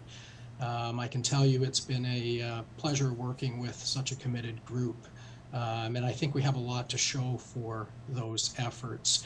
If I can direct your view to the table that you're seeing at the bottom, there's really 5 instruments that we have worked on as a committee. And the first 2, the official plan amendment and the zoning bylaw amendment, those were adopted in the summer of 2020. As you know, they have been before the Ontario Land Tribunal. We have finished the hearings at the OLT, and we are pending results from the hearings, which we feel very confident in. The hearing results are done. We're just waiting on the final order. Redecan has settled with the town, and CanTrust withdrew their appeal. So it's primarily with respect to Woodstock Biomed, and we hope that decision will be received this fall. The Odorous Industries Nuisance Bylaw, that was passed in the spring of 2020, and somewhat later it was appealed to the Ontario Superior Court, and those hearings are not likely to occur anytime soon. I'll speak to that on the next page. We also passed a site plan control bylaw that is in effect. There are no legal challenges on that. And we looked at a light bylaw that was drafted by staff, and we deferred approving the light bylaw pending legal action in Leamington on a light bylaw. That legal action and settlement with the industry has been achieved in June. So we are in a position, the next council is in a position to proceed. Next page, please. Thank you.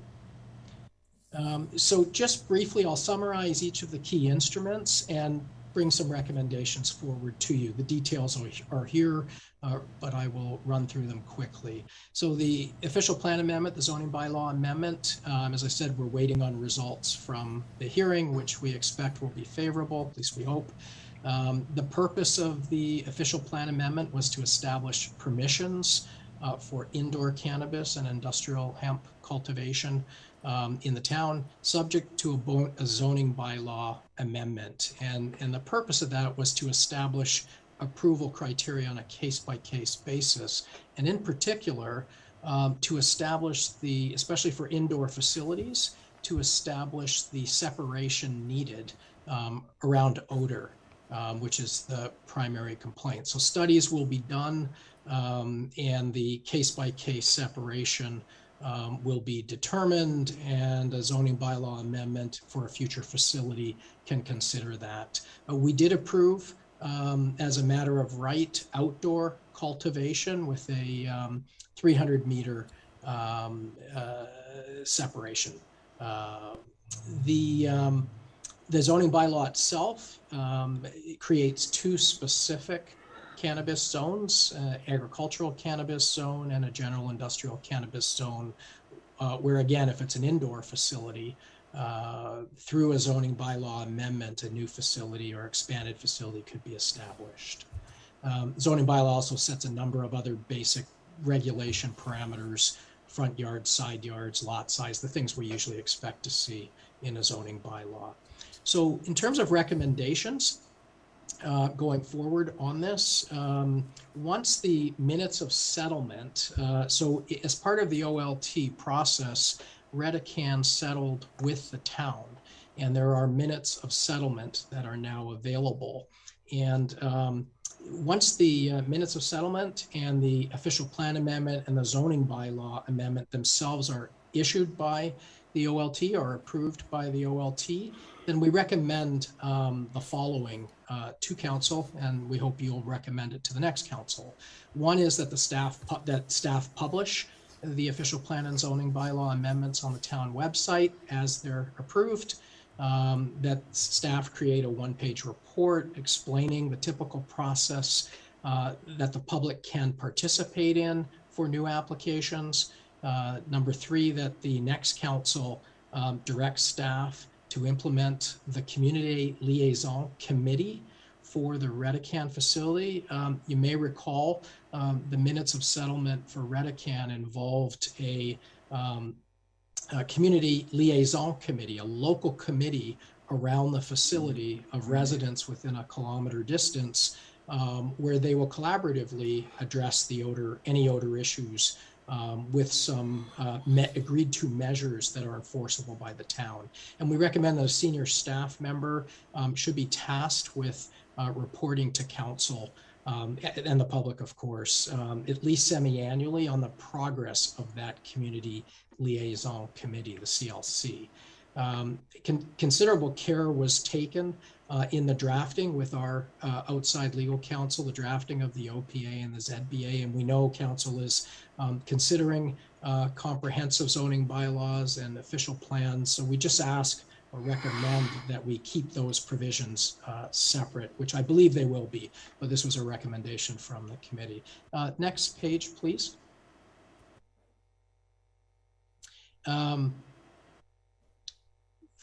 Thank you. So now turning to the odorous industries nuisance bylaw. This is our second line of defense. So you have a facility, it's here, it's in the town, it's operating, we have an odor problem. That's our second line of defense. And so there's two real components. So this bylaw, which is in place, but there's an order to quash before the Superior Court.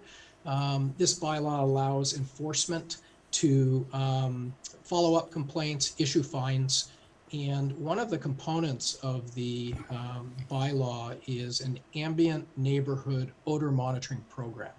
An ambient neighborhood odor monitoring program where we would hire professionals to do sampling around facilities to detect and monitor the odor, that the odor's within limits. You may recall that we were seeking such a contractor and we stalled hiring them as a result of the lawsuit that was brought against the bylaw. I think it was last spring now. It's a bit of a blur. So in light of the current situation, we have a couple of recommendations. The first is that the next council instruct Aird and Burles to expedite the legal action brought against the odorous industries nuisance bylaw. So that action's either withdrawn by the applicants, dismissed, or ruled upon by the court to set the goalposts as soon as possible, because we really probably can't proceed hard with the neighborhood monitoring program until the court issue is established. The next council, we would recommend contract our odor expert, Mr. Phil Gerard, to revise the ambient neighborhood odor monitoring program design so that it's appropriate for the cannabis facilities operating at the time. And we can be much more efficient with the community liaison committee that Redecan has agreed to establish with the town. We can be much more efficient, much more cost efficient on the ambient neighborhood odor monitoring.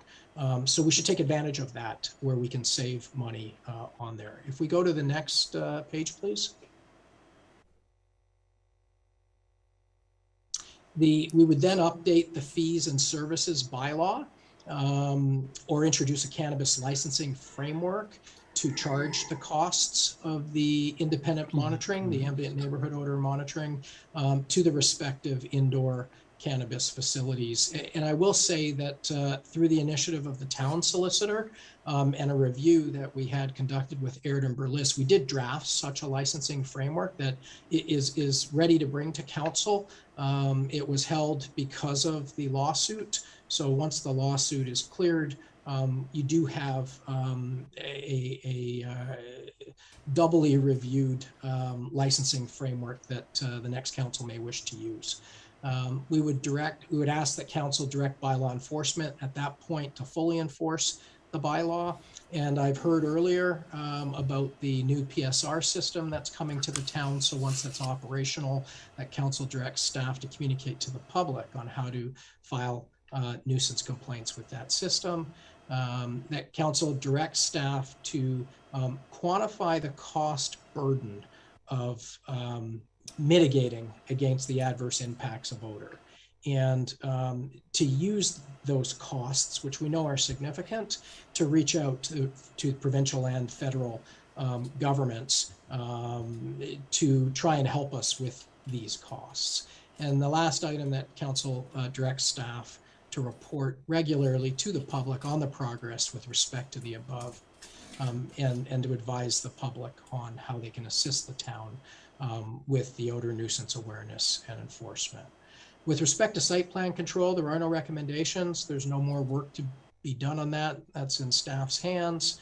With respect to the light bylaw, as I indicated earlier, there is now a framework for a, if you will, tested and agreed light bylaw, and council could develop a light bylaw for greenhouse light abatement patterned after the Leamington light bylaw, as those goalposts are now set. The final page, please, I think. We're going to also leave you with some guiding principles for the next council. There's really two key points that we've learned here, I think, that we would like to pass on. One is that this is complex, and we couldn't be where we are today, where we have hopeful official plan and zoning bylaw amendments that have been tested, where we have odorous industries nuisance bylaw that we just need to clear the hurdle on. We couldn't be where we are today if it wasn't for the support council provided the committee in terms of retaining outside experts and outside counsel to help get us here with staff.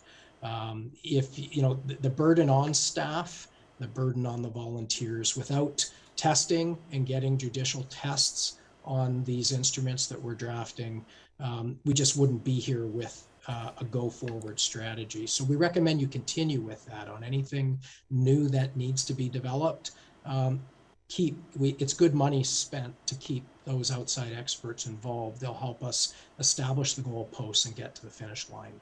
And then the last point, if there's one thing we've learned, item 2, is that coexistence is about separation. It's about, odor will travel, and part of this is because the federal government is not enforcing Section 85 of the cannabis regulations, which actually requires no odor off-site. So the federal government is not enforcing that, even though it's a requirement, and unfortunately that's fallen on us. We've established a 300-meter separation for outdoor cultivation. So if you're just growing cannabis or industrial hemp as a crop in the field, our zoning bylaw, hopefully once approved, will have a 300-meter separation. And then if it's an indoor facility where it can operate all year round 24/7, that separation will be determined by the studies associated with the official plan amendment. Final recommendation is that council should continue to lobby the federal government to enforce their licensing air filtration requirements. So they haven't been doing it presently, but I think we should continue to to lobby the federal government, because that's only going to bring coexistence and satisfaction to everybody even closer.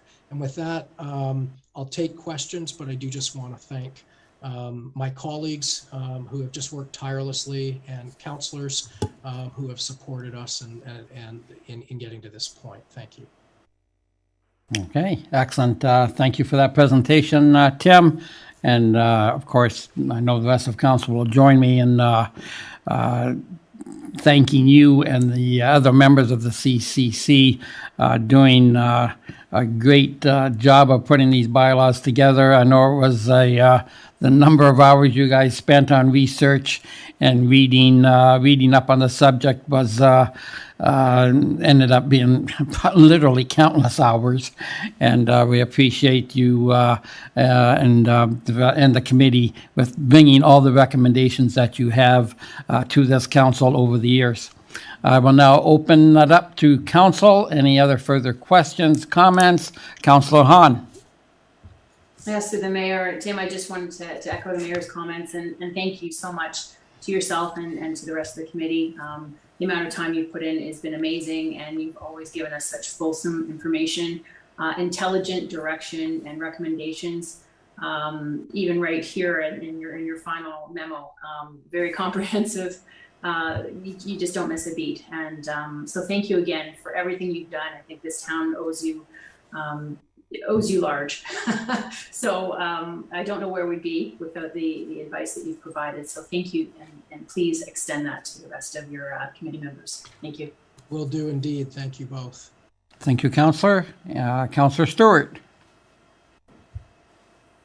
Yes, thank you. Through you, Mr. Mayor. I too would like to give you a heartfelt thanks, Tim, for you and your whole committee. Your group has done such great and diligent work, and you've set so many precedents that other municipalities can follow. They're tried and tested, and it will save the other municipalities so much time and work and money in their fight for their safety and security. And the last thing is, it's so nice to know that Leamington has been the groundbreaker in this, and that's a battle that you won't have to fight. It'll just need to be fine-tuned to suit our needs. Thank you again. Thank you, Councillor Stewart. And yeah, I echo that. We deliberately waited on the light bylaw after we started working on it because of that legal situation, wanting them to expend their efforts on setting those goalposts. I think we're in good shape to adopt that method now. We've carried enough weight in this town. So thank you. Right. Thank you, Councillor. Councillor Olson. Excuse me, sir, you are on mute. First time that's happened tonight. So. Yes, of course, Mr. Mayor, I echo the comments of my fellow councilors in acknowledging and appreciating the effort of the committee. For me, it's a helpful thing to have focus on items and be able to boil down what the next item is coming along and anticipate things. And I think that's part of the real value of the work that my appreciation I give you, because that's something that we need for the next version of council, and you set out a very, very smooth and comprehensive work plan here, which I think it'd be wise to follow. So thank you very much. Thank you, Councillor Olson, and through you, Mr. Mayor, if I just might respond to that for a second. I do want to direct thanks to CAO Cribs. We have so much material to summarize, and we're going down a bit of a rabbit hole, I think, and it was Mr. Cribs who suggested we provide such a structure back to you. So we worked on the content, but the idea was his, and I think it was a very good one. Thank you. Okay, thank you, Councillor. Councillor Hildebrand. Through you, Mr. Mayor. In terms of history, I would like everyone to recognize the past contribution and direction Councillor Mike Chofie provided to the committee. He was instrumental in the formation of this committee when it first started. and get a big impact on all of us. I was fortunate enough just to follow in his footsteps, but much of the work had been groundwork had already preceded me. The public members and the staff have provided thousands of hours of service every Wednesday night starting at 5. It's been countless, and the number of meetings has just been enormous. Participation and contribution by the members of this group needs to be recognized, and I definitely want to thank everyone, including Tim, who led this group. And as Tim mentioned, our CAO and our Director of Planning and her staff spent tireless hours on this project as well. And I personally want to thank him for helping us get to the stage where we are. And I think we got a good plan going forward. And the next council should be able to have a great basis on which to start. So thank you so much, Tim. Thank you, Councillor, and for stepping into Councillor Mike's shoes. I will say that he put in countless hours as well, as you noted, and actually dragged me into this. So I would like to, if he he knows what I'm feeling, but thank you. Okay, thank you, Councillor, and Councillor Wink. So I'm going to echo the same sentiments as the rest of the council, but I'm sure no one knew 4 years ago how much we were going to be getting into, and particularly the committee. And once you started delving into it, it became more of a burden. But you fought through it. You made comment that you thank council for support, but you made council's support much easier to deal with, and the thoughtful recommendations that your committee's done has been amazing, and I think everyone in this town are thankful of all the hard, diligent work that every member of the committee has done, and also staff. There was good collaboration. There was some push and pull points and whatever, I understand, but we got to a much better place in after the 4 years. And again, thank you so much for everything you've done.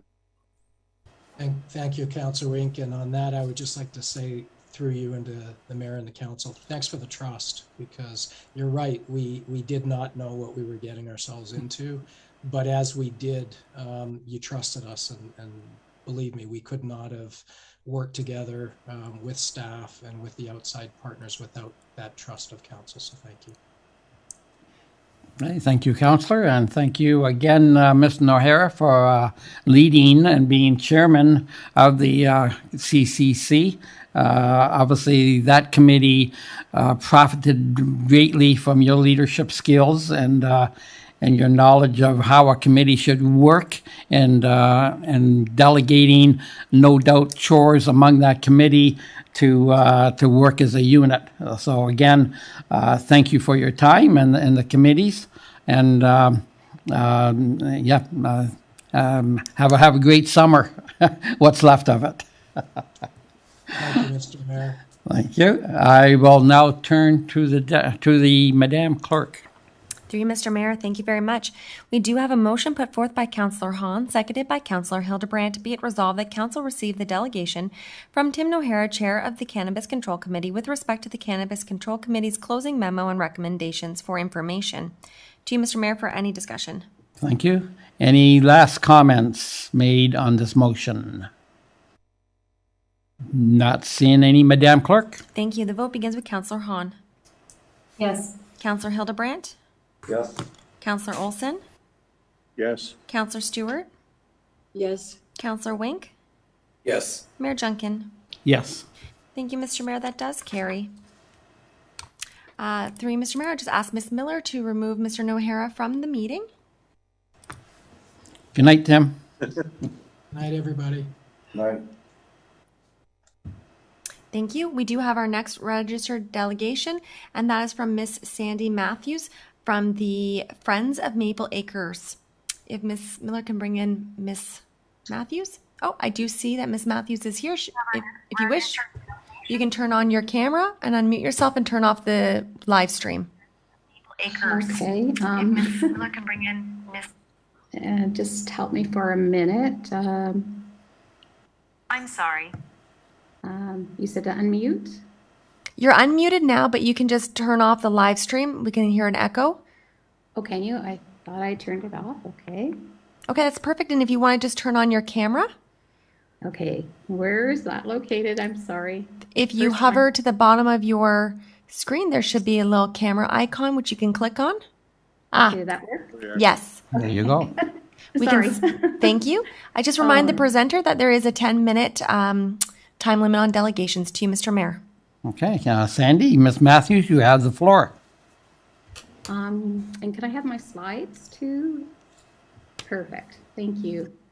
Mr. Mayor, councillors, and staff, first and foremost, I want to thank you all for this opportunity. And I also want to thank the community members for all their support as we present this to you. This is an opportunity that I'm very pleased to introduce myself as Sandy Matthews, and I live at 1116 Garner Avenue in Fenwick, and I'm a friend of the Maple Acre Library. Can I have the next slide, please? Basically, so for people who don't know who the Friends of Maple Acre are, we have been raising funds for the benefit of the Pelham Public Library for 30 years now. And we've been working in collaboration with the Pelham Public Library, as well as the town of Pelham and the community. We've had a history over those 30 years of having to work with the different members of the public, as well with developers from Cherry Ridge subdivision to save our aging Maple Acre Branch Library. We've had assistance from them for improving the outside drainage and some painting that had to be done because we were in quite disarray back in the early 90s. Over that time and over many years of fundraising, we've had the opportunity to work hands-on with getting community members to volunteer or to do in-kind donations. We restored hardwood floors in the current library where the original building is. We've done painting, carpeting, shelving, had contracted like for display cases, library and desks, TVs, cabinets. There's been all kinds of promotional things that we've done to help with adult and children program in this building. I think one of the things that Maple Acre Friends have always exemplified here is the need for a public space within the village of Fenwick so that there is a place that everybody can come. Back in early days before all these computers, and I had to learn what I'm learning tonight, even how to find the video, I guess, is we were very integral in helping with converting computers in the libraries in both branches. And we had a Buy a Bike campaign. We worked with getting furnishings and children's supplies and programs all through these projects. We weren't on our own by doing this. We had community members who helped us, as well as there were other friends groups at the time who also contributed, and we worked together to make sure we had what we needed. Can you advance to the next slide, please? We have been doing it for so long, and we had certain things that we did every year that kind of made fundraising pretty easy in the town because we've always had really good support. But after the 2-year hiatus that we had during the pandemic, we certainly had limited activity. We tried a few Zoom meetings. We tried, doing things that we could within the library at the time, but it was very difficult. So after we got out of our isolation and were able to sort of meet again and start to think about what we could actually plan and engage in new activities, this happened in March of 2022. And we were really happy to say that there were things going on in the town too, because the town was coming out of this isolation and everything was kind of popping up and you're out of a long winter. So basically when we met in March, a few of the things we thought we could look at was, one was to participate in the Earth Day that the town of Pelham had put together and do a cleanup around the library and the municipal parking lot. And we have to say that that really sort of inspired a lot of us. We got outside and we got our hands dirty and did what we could to clean up. After that, we also had a meeting with the Pelham Garden Club, and they were very interested in a garden project at Maple Acre. And we'd had the new building and we had some garden planted at the start, but I think it sort of had a little bit of a, I don't know, didn't weather well, I guess, is what I should say. And so the garden basically had, what little garden there was very little to show for, I guess, after a few years. So what we have actually done is we've looked at how we could look at designing gardens for the library, and we're not experts at that by any means, but we knew we had a partner in town with Willowbrook Nursery, and we contacted them to help us with designing some garden suggestions and plantings and their expertise. We knew we were going to need some donations and some projects that we would need to help endeavor on this adventure. We also envisioned a tree carving, and I have to honestly thank Mr. Cribbs for this opportunity, in the sense that when we were actually having the library built and the tree had been cut down and it was sitting there, he came to one of our fundraisers when he first came to town as our CAO, and wanted to know who the Friends of Maple Acres were. He came to our Christmas craft sale, and we talked very generally about this tree, and wondered if there was a possibility of not having it ground down and perhaps saving it for a possible future carving. And as a result of that, it was really quite, I think I have to move to get light here. Oh, there. Sorry, yeah, that we do a tree carving, and I asked him about other communities that had done that, and he seemed familiar with it and thought that, you know, there was a possibility. So the tree stood there, and the stump, I should say, and we had this opportunity to come forward. We recognize the site that the library currently sits on has demonstrated years and years of volunteerism, as well as all of our community. The entire town of Pelham has a great volunteer system, and we've recognized so many over so many years. And we thought it was probably nice to be able to recognize the site as to their history of the library and also the history of the Fenwick Fire Department. We wanted to demonstrate our pride in this carving, of our pride in our community and of our history. We wanted to share the importance of the shared public land, because it's been public land for many, many years. And I think it's really important that we recognize that. And as friends of the library, we certainly feel like we should be caretakers of our land. And I think we also felt that when we were doing our massive cleanup back on Earth Day, it was kind of a time of really sitting back and thinking about, you know, how nice we've had it here in this village, in the town. We've had all kinds of support. And it's been not only the present people that have helped us, but all the past people that have helped us too. So we wanted the tree to reflect that in the design and the carving. And we also wanted it to be symbolic of plants and animals that are local here as well. Next slide, please. Just to give you an idea of some of the fundraising we've done in the past, were our annual barbecues, which have always coincided with the Lions Parade in May. And it's really been great for the community to come out. And this year was no doubt as exciting. The thing was, we had the tree carving had started already, so it was nice for people to see what was happening. And we also had the opportunity to work in conjunction with the Fenwick firefighters, as well as some local group, Say It on Stage, to kind of help place the history of what was going on this site as far as the tree carving went. So we had the Say It group, who basically did an on-stage production in front of the library, and that was just before the parade for people to look at it. And it was called At Your Service. So they reenacted the actual parts of the history of the library and also the fire department. So we really want to thank the group, as they were very good partners to us, and came and did the presentation. They wrote the script. They actually engaged community members in the actual play itself. So they were interviewing past and present firefighters, as well as staff who had worked in the area, and other people who had contributed to the history too. With that, we basically continue on with our Christmas country craft sales. We've done bake sales, we've had raffles. We knew we would probably want to do some donor jars for raising funds towards this project that we were endeavoring. And we've done that in the past, and they've always been pretty successful. We had a member of our community who looked at our 1920 library stained glass in the old section and did a replica for us, and we've been selling those in the library. They've been going for $25 each, so it's been a great addition to fundraising. We did a popcorn and lemonade sale at Canada Day. We've done pop-up lemonade stands throughout the summer, and we've looked at online donations, which is a new venue for us. And through Canada Helps, they've helped us with keeping track of the donations that have been coming in from online.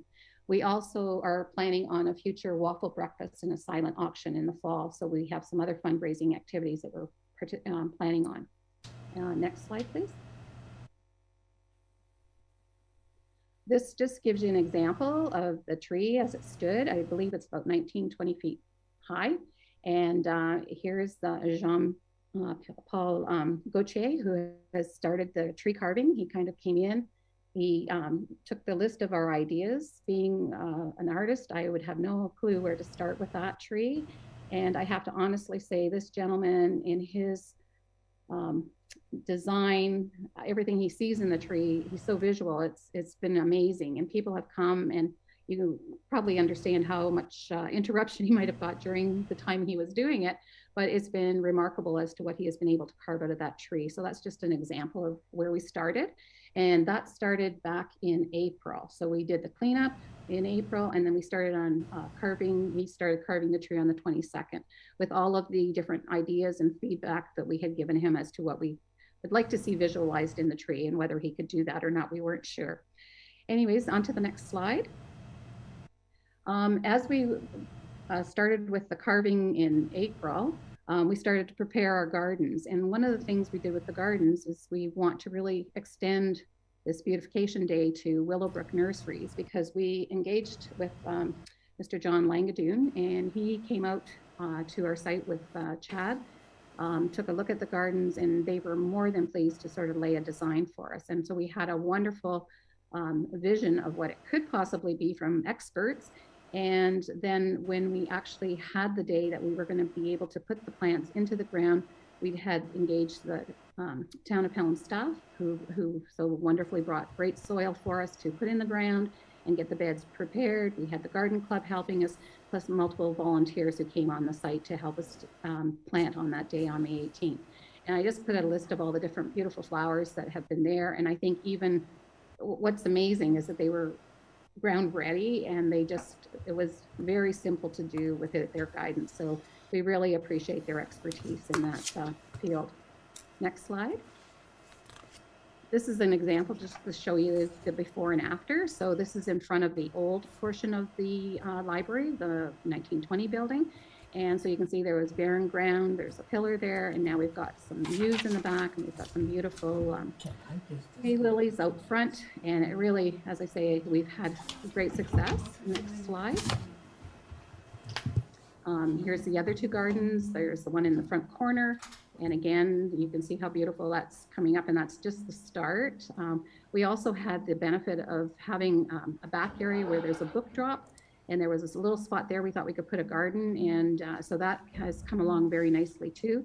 And I have to thank the Pelham Garden Club, as well as the Friends groups and multiple volunteers who have made sure that they've been watered and cared for, because there's one thing about plants, they do need to be nourished and weeded and such. So we've had that benefit.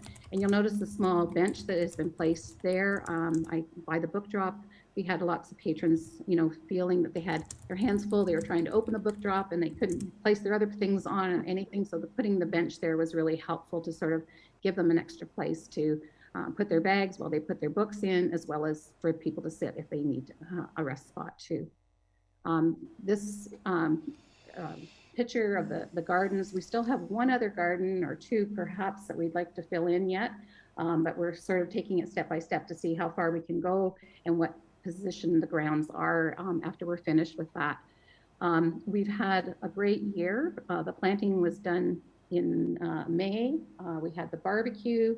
We had great fundraising results. We continued on with the weaving, and over July and August, you can see how the tree has progressed into quite a statement of part of the history. There is a story that's going to be written and told about the tree. We've engaged with the Civic group again, because we not only felt that not everybody had a chance to see the reenactment, we also want people to understand the story about the tree. I think we've been telling the story as it goes along to the best of our ability, But from what you can see in the two diagrams here, you can see the firefighters back on the picture on the left. Steve Bauer coming through the tree on his bike as he was wearing the yellow jersey. There's all kinds of animals. There's a representation of the indigenous people. There's plants, there's deer, there's turtles, there's a skunk. there's so many things in the tree. Then on the other side too, the second picture on the right, you'll see that there's our librarian. This particular person had been a volunteer coming to the library every day that she was in town to open the library and make sure people got service. And she did that for 38 years. And she was not a paid staff member during that time. And we thought it was very important to remember that history and the volunteerism from both the fire department as well as the library that we had in existence. The whole story behind the library is basically, it was land given to the town to build on, to create a library, books donated, like it was volunteer, volunteer, volunteer. And so we felt it was very important to make sure that we complete that. You can see between the indigenous people on the very bottom too, there's still a spot there that's not totally carved out yet, but that was when the tree was hit on the library property. It caused damage and it stood up to that. And so we've had a lot of people ask us, how are we going to preserve this tree? How are we going to maintain it? And that's one of the commitments that our group has committed ourselves to, that we will make sure we treat it as best we can with linseed oil. The actual carver is very invested in it as well. Not only has he put several hours and such into this, but he is also very dedicated to his works of art too, that he has done here in other places too. So he's taken great pride in being able to be a person from Pelham who actually did the carving, and having a history here, who's actually worked with the fire department in the past too. And now he realizes the importance of the library, because I think so many people have come by and recognized what he's doing there, and they look and they go, oh, this is the library. So it's also opened the door to many people to see what the actual building is all about, because it really has never stood out, I think, as much as it has today with the new build, as well as with this carving that sits out in the front of the parking lot. I think the other thing I just want to bring forward to, if you could take me to the next slide, is that on Canada Day, when we did our popcorn and lemonade sale, he actually did a carving called Bear in the Box. And this bear in the box, he carved from 1 to 4 p.m., did it right on site during the day. And he has donated that to our committee so that we can auction it off for a silent auction. This bear that he carved, I was amazed. I couldn't believe he did it. And then I hadn't seen him using the torch on anything before. And he torched it right there in the park. And I think everybody that saw it, we've had a lot of people ask and inquire about how they could attain something like that. So that's going to be in our silent auction coming up. Next picture. The planned fundraisers that we have are listed here. I think we're, we could just keep on rolling with the, things we can do and what we can do to help raise more funds. So we've got a waffle breakfast planned with the silent auction items. We've got the bear in the box, as I mentioned. Marilyn Casson, we've had a member donate a painting to us that we'll auction off as well. And we've got several fine hand-painted tea, coffee, cups and saucers and things that people I'm sure will be interested in seeing, and plus the stained glass donation that we've had as well. So I just wanted to sort of show you that we're not done yet. Thanks. We're still in the process of carving the tree. We're still in the process of keeping our gardens maintained and making sure that everything is there that we need. We could go to the next slide for a minute.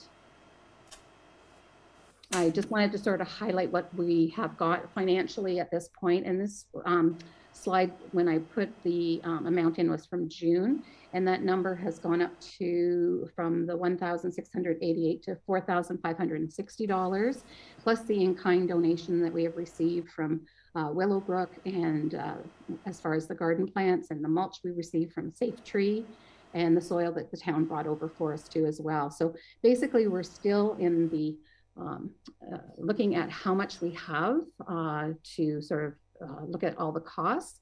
And so with the garden, soil, the mulch, the plant design, plants, we've added patio stones for between the two buildings because there was a terrible overgrowth of weeds and such that were growing in between. We've added a cement garden bench and the tree carving. So those are our costs. And as I say, we're still working out all the final details on what the tally are as far as that goes as well. And if you can go to the next slide. We basically just wanted to come forward because I know the mayor has been very interested in this, as well as other councillors and community members. And we just wanted to make sure that you are aware that our ask and our commitment are that any funds that have been previously raised by our community be used for recent beautification in Fenwick, because the gardens are adding more beautification, as is the tree carving. And we understand that any dollars put aside were to be used in Fenwick. And we are just requesting that these funds be utilized in our 2022 beautification and garden project and tree carving. Maple Acre Friends are very committed to our community and to maintaining the gardens and tree carving. And all our donors and volunteers in the community are committed to our beautification too. We basically will submit a letter to council requesting funds. And I think as we find more finalized tallies of where we are at, I think we'd be in more of a position to go forward. We just wanted to bring it to council's attention and request this opportunity. Okay, Ms. Matthews, thank you very much for your presentation. Obviously, you and your committee have been very busy in Fenwick. This council appreciates the work that you have done to beautify the community. Obviously, that tree has the tree carving has definitely garnered a lot of attention, not just in the town and not just in the region, but beyond. Going by what I see on Facebook, it is indeed a huge event in the community. I have a few reservations myself about council's involvement. I will save them until we get further along in the discussion, but I just want to say that it is indeed a great project, and it is definitely an interesting item that's happened in downtown Fenwick. I'll open it up to the rest of council. Council Olson, I see. Councillor? Yes, thank you, Mr. Mayor, and Sandy. Greatly appreciate the work that's gone into this and the work of all the volunteers. And I'm really pleased that you've selected that as the approach to mention all of the volunteers in the fire department and our library. Of course, that's truly a welcoming place, our library, and it's made that way because of the efforts of our volunteers. Now, I did want to make a mention that I would be happy to volunteer my services to your pancake breakfast there, and perhaps in competition with Mayor Junkin, who's known for his pancakes. They're more like manhole covers, but mine are the perfect thing that people will want. So whether you want a manhole cover or a crepe Suzette, I'll be the crepe Suzette person. Thank you for your imagination there, Councillor Olson, and your comments. Councillor Hildebrand. Through you, Mr. Mayor. To Sandy, thank you very much for the presentation. I actually came down to Fenwick one Saturday night, and the purpose for that particular visit, because I was told of the great work that had been done on the tree. And I was amazed what I saw and the number of people that were down there and the people sitting on the benches. Thank you so much for taking on that project. Obviously, like the mayor and our previous councillor have mentioned, we have some reservations at this time as a council, so we will save those till later. Thank you, Councillor. Any other comments or questions on this? So then, if no other councillor has a comment, I guess the big thing that I'm reluctant to release these funds, if indeed there are funds. Town staff were not involved in this project. They weren't consulted. We didn't have a heads up, and I just think that it set quite a precedent for other non-charitable groups to partake in a project and then come and and ask this council to bail out is probably not the correct word, but to finance their project to completion. I would be a lot more comfortable as a member of this council if we had a staff report outlining the town's, if not for lack of a better word, our liability,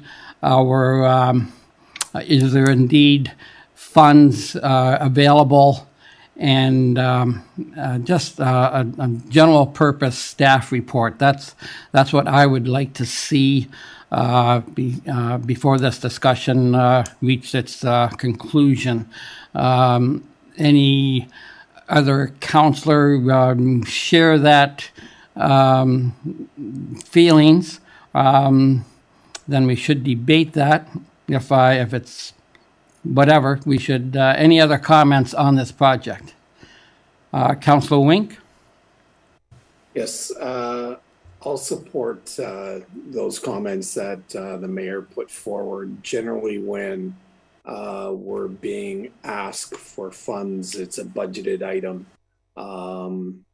And from what I understand, there's more of an ask than what we thought would be there. And I agree that we need to flush this out a little bit and have a fulsome staff report on the funding of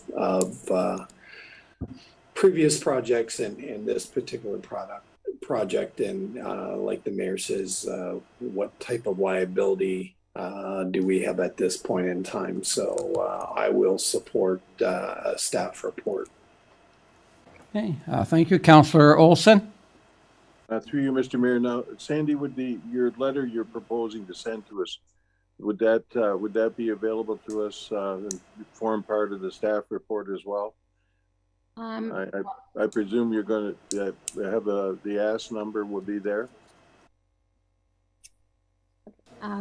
To familiarize myself with what the staff report will entail, I guess, is as to knowing when that will be, because I would certainly like to have more of our numbers gathered too, because we certainly, we're driven, to fund this ourselves and working on that and continue to work on it. So I think when I know what the staff report is, as I say, once we have all the information gathered, we certainly would like to send a report to council or to the staff so that we can include that in their report, if that's the proper procedure. Yes, I believe that this that would make this council feel a lot more comfortable about funding this project or bringing it to a successful conclusion. Again, I know that I speak on behalf of everyone on this council that we appreciate the initiative and we appreciate the work that your committee has done in Fenwick. It's just we would like to see these other, we'd like to see this step take forward on the staff report and have your numbers perhaps even included or added to the report, if that's possible. Councillor Olson, I see you have a hand. Yes, thank you, Mr. Mayor. And yes, I think that would be the most helpful way to do this, and I suppose the CAO Cribbs would be available to help with the type of information that you need and the type of letter you might want to have in the format, I suppose. Thank you. CAO, any further comments on the direction we're headed? Your Worship, firstly, I did see Councillor Stewart's hand up. Secondly, I am, of course, happy to make myself available to the Friends of Maple Acres to assist with the documentation and, of course, to produce a staff report. Timing of a staff report is always an issue. Thinking late October, early November, hoping for early November. I don't know, Madam Clerk, could you remind us when our meetings are roughly around those dates? Through you, Mr. Mayor, yes, I certainly can. We do have a meeting November 1st and 15th. My apologies. The 15th is the planning meeting, and then that's when the next council will, shortly after that, they'll come into office. So depending on which council wants to consider this. In October, we have October 4th and October 17th, and then it's November 7th. Well, far be it from me to direct council, it's the other way around, but November 1st, you're all well aware of the situation. You're very capable of making a good decision on this. We could have something to you for November 1st. I think that's certainly realistic. And, Excellent. Thank you. At that point in time. Great. Thank you for that, Mr. CAO. So, Madam Clerk, perhaps you can do your magic. And that sounds like council is agreeable to a staff report coming back in November. Yes, through you, Mr. Mayor. The original motion, which would be on the floor, is to receive the delegation for information. Council could include an amendment that to include and that council direct staff to consider the financial request from Friends of Maple Acre and to report back to council by November 1st while the Friends of Maple Acre continue fundraising. Is that what I'm hearing council is supportive? Council, any additions or deletions to that? Council Olson? I would make that motion, Mr. Mayor. Okay, thank you. Is there a seconder? Councilor Wink, you're a second. And now we'll debate the motion. Please debate the amendment, which is now on the floor. I'm sorry, yes. Thank So you. now we'll debate the amendment to the motion. Councilor Stewart? Yes, thank you. Through you, Mr. Mayor. I'm wondering if it wouldn't be the right order of things to have the amount of the ask before we get a staff report. Good point. Ms. Matthews, can you, the staff report is coming. Oh, I see. So, Councilor Stewart, you want the amount of the ask to be to the staff, I take it, as they do the report? Is that what you're requesting? Yes, and it would be like the maximum amount of the ask, and Yes. they would continue to fundraise in the meantime. Yes, exactly. Okay, thank you. Okay, so Ms. Matthews, when you have your figures complete, if you can contact staff and they will include that in the report. Mr. CEO, is that a good way forward? Eminently reasonable. Okay, thank you very much. Before we call the vote, go ahead, Ms. Matthews.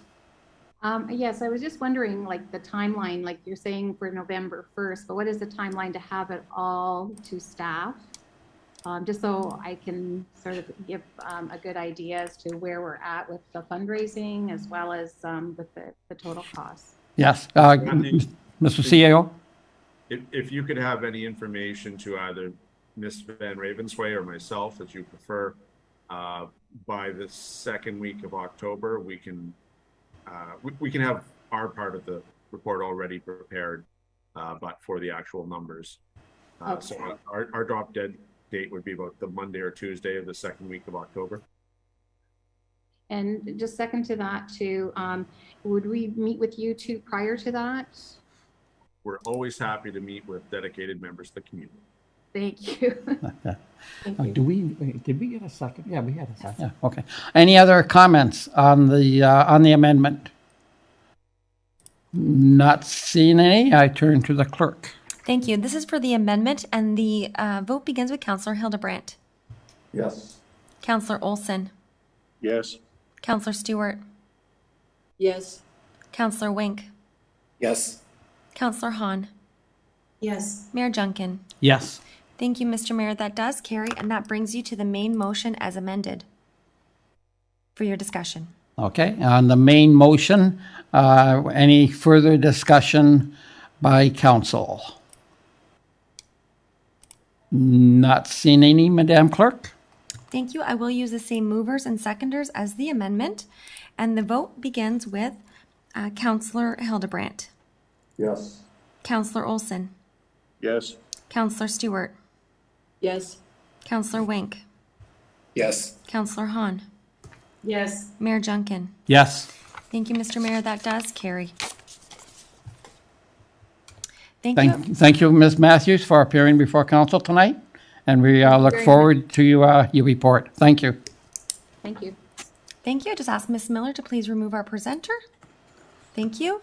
To you, Mr. Mayor, I do have a motion put forth by Councillor Wink, seconded by Councillor Hildebrand, to be it resolved that the following minutes be adopted as printed, circulated, and read. 1. RC 13/2022, Regular Council, July 25th, 2022. 2. SC 07/2022, Special Council, August 15, 2022. To you, Mr. Mayor, to call for any errors or omissions. Okay, thank you. After hearing the minutes as dictated by the clerk, is there any omissions or additions that councillor wants to make? Not seeing any, Madam Clerk? Thank you. This vote begins with Councillor Olson. Yes. Councillor Stewart. Yes. Councillor Wink. Yes. Councillor Hahn. Yes. Councillor Hildebrandt. Yes. Mayor Junkin. Yes. Thank you, Mr. Mayor. That does carry. To you, Mr. Mayor, that brings you to item 7 on the agenda, which is the request to lift consent agenda items. Please note, councillors only need to require to lift an item if they wish to change the associated recommendation. If you just simply want to comment or ask questions, there is no need to lift. To you, Mr. Mayor, if you can ask if anyone needs to lift any items. Okay, thank you. Right now, it's any councillor that wishes to lift an agenda item. Not seeing any, Madam Clerk? Thank you, Mr. Mayor. That does bring us to the consent agenda. I do have a motion put forth by Councillor Stewart, seconded by Councillor Olson. Be it resolved that Council receive the consent agenda items as listed on the August 22nd, 2022 Council agenda to be received and the recommendations contained therein to be approved. To you, Mr. Mayor, Council may now discuss. Would you like me to call them in blocks? Yes, there's a lot of items there. Go ahead, please. Thank you. The first blocks of items would be 8.3, staff reports of a routine nature for information or action, and that goes down to 8.3.5. To you, Mr. Mayor. Okay, thank you. I would like to have a little discussion on 8.3.1, the previous known Gypsy Moth program. I believe we have the director. Oh, I see Mr. Cook and both and Mr. Marr are here. I'm just wondering, sirs, it looked like it was a successful campaign. I believe it's in the bylaw that we will do another count in the fall to see what's coming ahead in the spring. Is that correct? I will direct it to possibly Mr. Cook.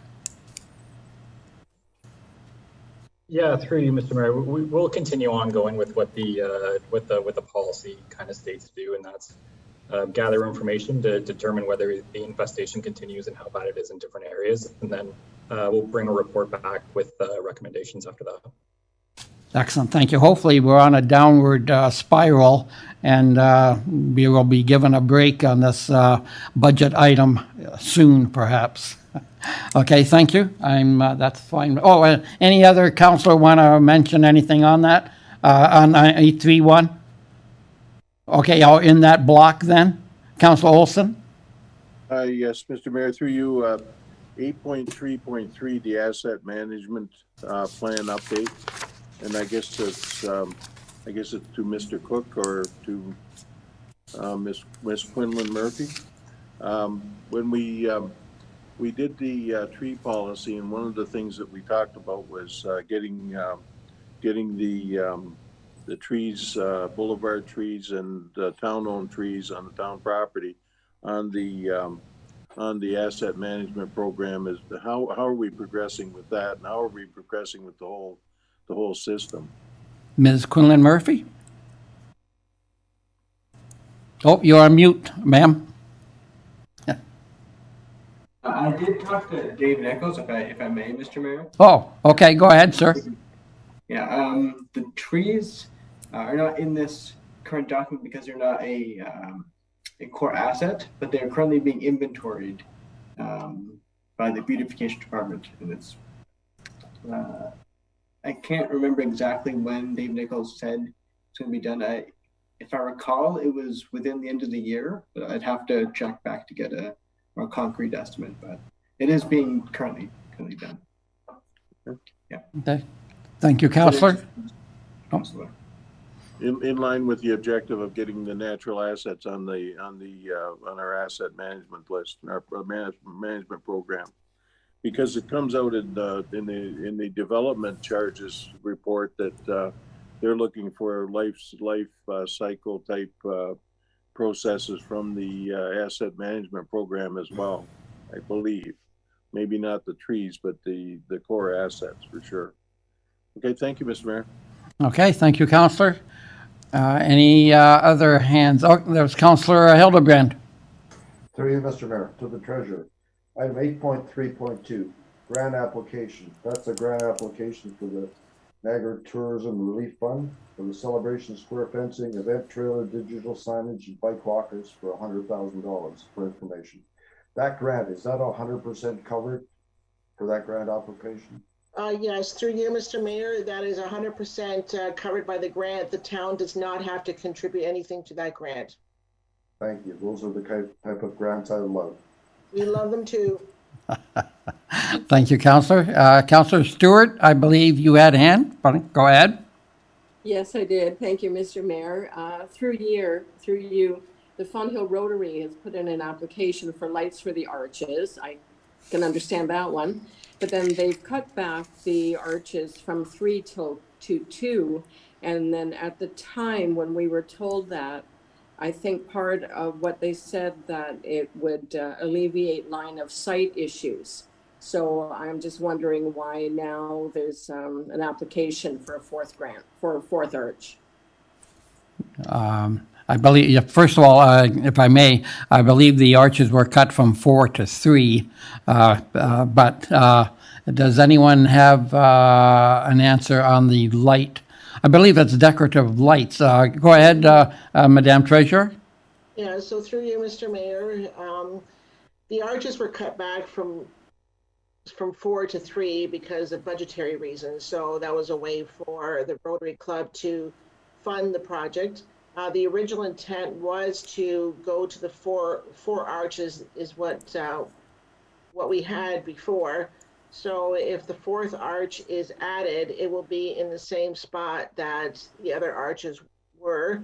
So I think that there shouldn't be any site issues. I will, ask that the Director of Public Works just give us his opinion. Okay, thank you. Any comments on that, Director of Public Works, Jason? Yes, through you, Mr. Mayor. So that's correct. The number of arches were cut from 4 to 3, and the original intent was to center it on Pelham Town Square, which ended up being in conflict with some of our mature trees. So the decision was made to shift the arches to the south, back in its original location where the foundations were originally. So this does give us the opportunity to provide a fourth arch to the west. Obviously, that'll be a design consideration that town staff will look into and working with the engineer, the design engineer, to make sure that there are no sightline issues prior to the installation of those arches. Okay. Councillor? Thank you. Okay, thank you.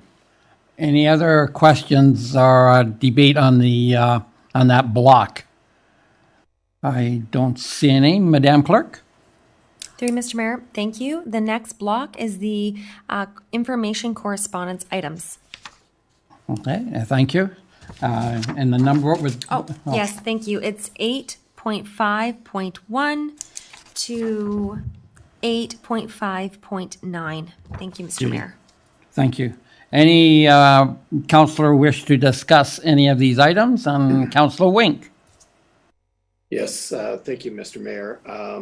8.5.3, petition from residents of Kinsman Court. I just want to point out that that petition concerning the visitor parking and the garbage removal done through Kinsman Court with respect to 15 Highway 20, 25 of the 26 households on Kinsman Court are concerned with respect to that. So I just wanted to bring that forward because you've got 40 names there, but how does that equate to the number of people in that community? And the vast majority of the people on Kinsman Court are concerned about this application. Moving to 8.5.4, shops of Ridgeville and the parking. I just want to point out and thank staff for at least making a concession to paint the parking stalls on the street. It's going to help alleviate some of the concerns that they have with people parking illegally and whatever. So thanks to the staff for doing that, and I believe it was done at minimal cost. And finally, 8.5.5, the poultry bylaw. So in the staff report for the zoning, we pulled out the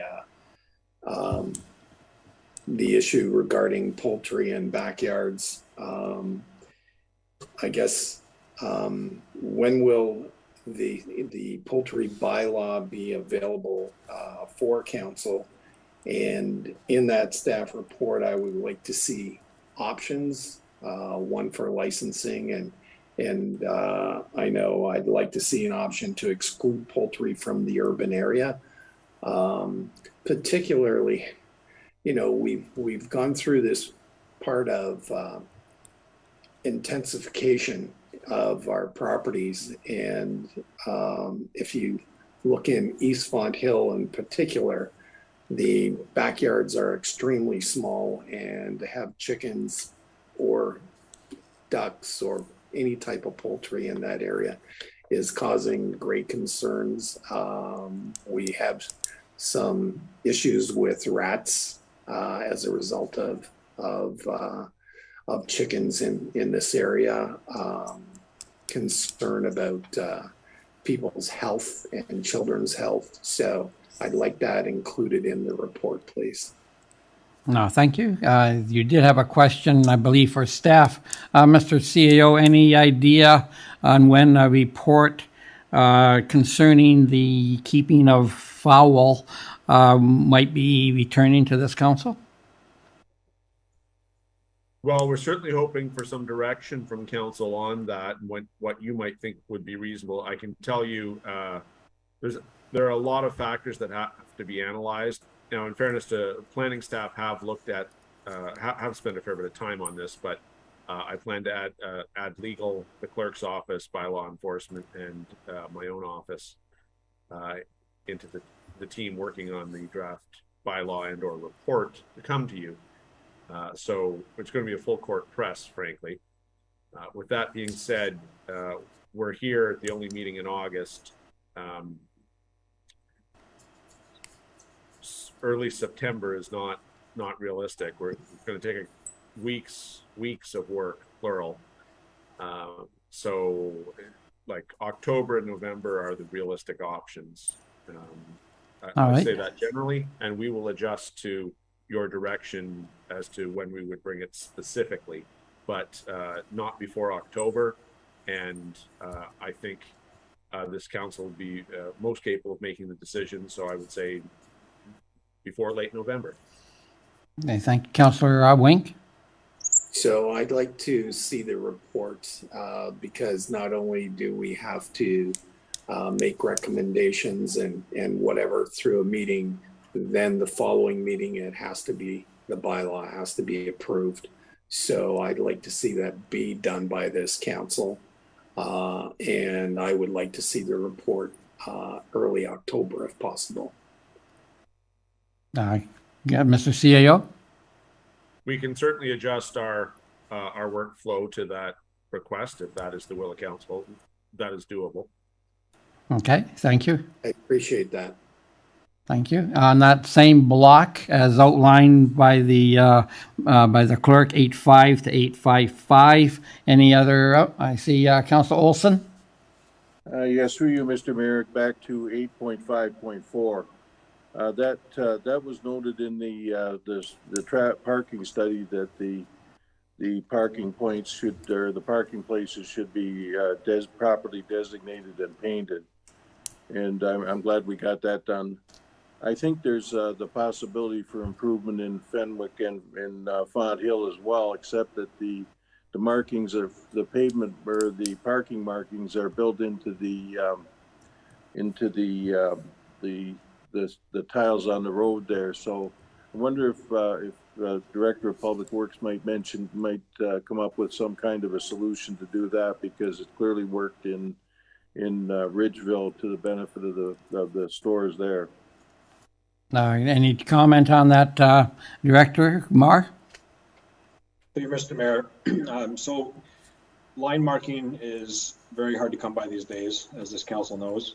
We have retained a contractor that's working on trying to get critical areas done within the town, that being crosswalks, stop bars, especially in school safety zones. So that's what we're focusing on right now. Yeah. We did have an opportunity to get the parking stalls done in Ridgeville, and so that's been completed. And we'll look at continuing on to make improvements in Font Hill as well as in Fenwick. With respect to the ask, you're asking for more permanent markings on the bricks themselves. Is that? I don't know. I think it's something where, come up with a acceptable solution. I don't think paint on the bricks would look very, very good either. But they're not that visible, and you managed to find a way to do the Ridgeville. I'm just wondering if there's something that could be done there as well. So, through Mr. Mayor, let us take that back. I'll talk with my manager and supervisors and see what we can come up with. Well, thank you. Any other comments, Councillor Olson? No, that's it. Thank you, Mr. Mayor.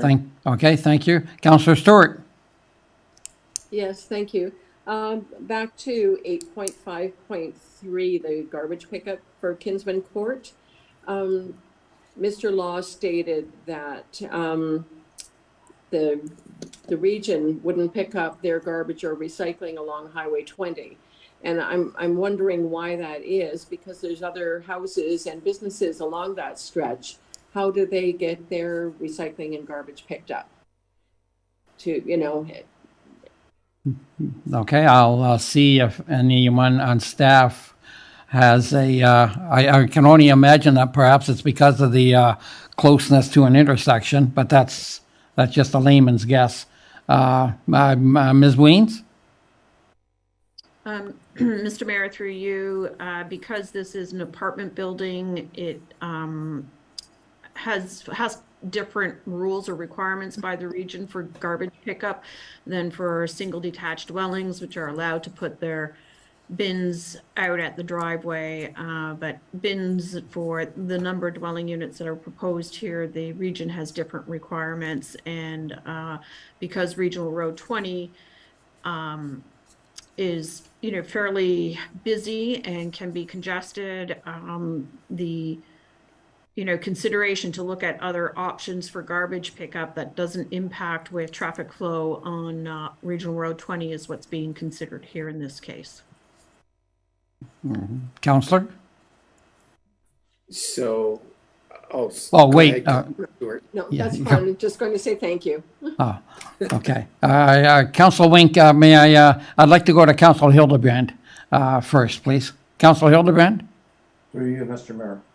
In the public meeting, I was definitely of the same opinion and not wanting the trucks to come through Kinsman Court. However, I did a lot of investigation with the legality of the lot, and I found out that this lot on Highway 20 has frontage on both Highway 20 and Kinsman Court.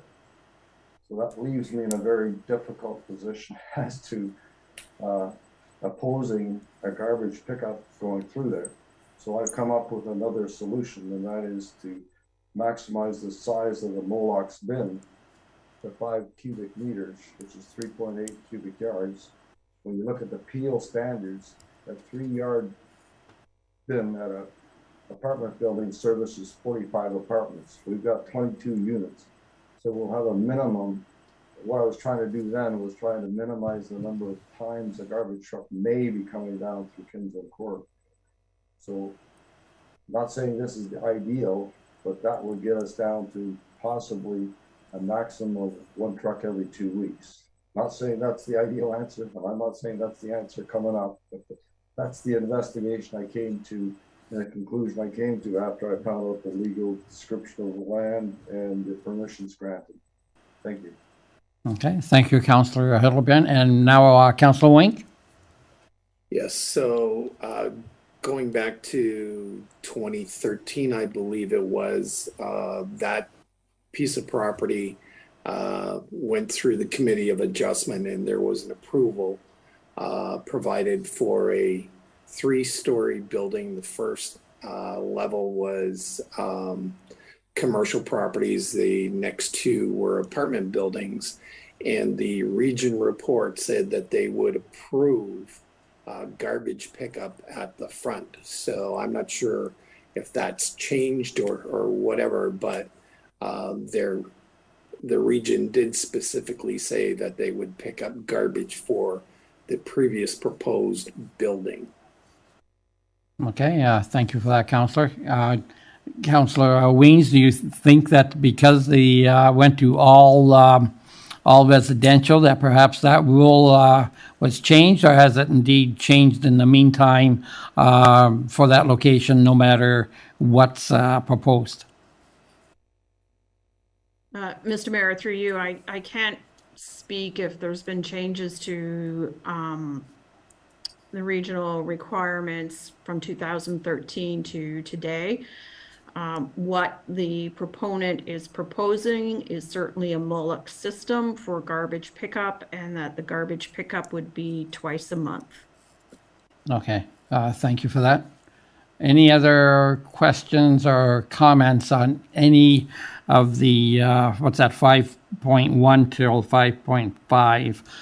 If not, I guess I'd like to go back just quickly to 5. No, I want to go back to 5.5, the chicken debate, if I may. I guess like a couple of the other councillors, I went and visited the household, and one thing that I would like to see staff include in a chicken bylaw, fowl, whatever we want to call it, is that whoever does decide to keep animals, they have to abide by provincial or federal code of conducts in the care of these animals, because I saw something that I believe was well outside of a code infraction. I'm not going to get into it, but I think that's something that we should have in the bylaw, is that all animals included in this bylaw have got to be cared for under the code of practice for that particular animal. Any other comments or questions? Councillor Hildebrand. Through you, Mr. Mayor. I also was one of the councillors with Councillor Wink that visited this property, and I agreed with both Councillor Wink's comments and yours. Something definitely has to be done for those residential areas. I mean, I could almost put my arms from the backyard deck to the fence, but that's how close it is. It's the yards are small. It's hard to imagine that we can have free-range ducks and chickens running around in the backyards. Thank you. Yes, thank you for that, Councillor. Councillor Olson, did I see your hand? Yes, I would like to move to, Mr. Mayor, I'd like to move through 8.5.6. Okay. That's the Tim O'Hara correspondence. And ask Ms. Weens, is the correspondence appears to be that there's some kind of a contradiction between the Greenbelt plan and our SDU plan. Is that what the contradiction is here? Ms. Weens, Director of Planning. Mr. Mayor, through you, the Greenbelt plan is very specific with respect to second dwelling units, and it only allows them outside of the Greenbelt Natural Heritage System, within single detached dwellings and existing accessory buildings. So the changes we made to the bylaw were to clear up that issue. The bylaw that was passed by council last September was very clear, and it said second dwelling units were not allowed within the Greenbelt Natural Heritage System. So that is not changing. That was in the original bylaw. It's carried forward. It's now, the issue is about the existing accessory building, and that's the language out of the Greenbelt plan, as opposed to a new accessory building. So that was the one thing that Mr. Nahara continues to question us on. But the other issue with respect to being in the natural heritage system, that has been resolved. There seemed to have been also confusion between a natural heritage feature and the natural heritage system. They are two different things, and that too has also been explained to Mr. Nahara. Counselor? Thank you, Mr. Mayor, and it explains it to me. I understand now too, so thank you. Okay, thank you, and thank you for that explanation, Ms. Weens. So I believe we're ready to go on to the next block, Madam Clerk. Oh, Mr. Mayor. Oh, okay, go ahead. Mr. Mayor, item 8.5.7. Okay, well, that really wasn't in the original block. That is in the next block, I believe. It's in this block. Oh, is it in this one? Oh, my mistake. Go ahead, Councilor Olson. Thank you, Mr. Mayor. When they said that they send somebody with dirty feet and a bad attitude, I wasn't aware we were sending the mayor to do service calls for the town. So there you go. Anyway, Mr. Mayor, I went Mike Jones in the path correspondence on the zoning bylaw, and I really do appreciate the fact that PATH has been a participant and in the tree policy and all of the different things that we do as far as climate change, along with all the other groups that have taken part in things. And I can assure them that I want to assure them that I consider this to be something of importance, and that I'm sure we'll be taking steps. And it's a living, our official plan is a living document, and it can be amended as required. So that's all I wanted to say about that, Mr. Mayor. Thank you. Okay, thank you, Councilor Olson. Any other comments, questions on the on this block of agenda items? Councilor Hahn. As to the mayor, with regards to it being a living document, with this section that of course has the 2-year essentially moratorium in 2 years for no appeals, it really wouldn't make it a fulsome living document, only for those people in residential but not rural. So right now it's only for residential. So I realize we're going to be talking about this later, but I would propose that it be for all zones, not just residential, because that doesn't make it essentially a living document. Only certain people then can make any changes if they're in the urban area. Okay, thank you. Any other comments? No. Okay, thank you. Madam Clerk? Thank you. The next block is 8.7 to 8.7.2, and that's committee minutes for information. Okay, thank you.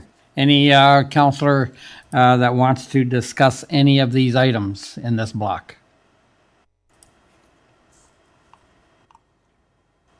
Not seeing any, Madam Clerk. Through you, Mr. Mayor, thank you. The vote to receive these items starts with Councillor Olson. Yes. Councillor Stewart. Yes. Councillor Wink. Yes. Councillor Hahn. Yes. Councillor Hildebrandt. Yes. Mayor Junkin. Yes. Thank you, Mr. Mayor. That does carry.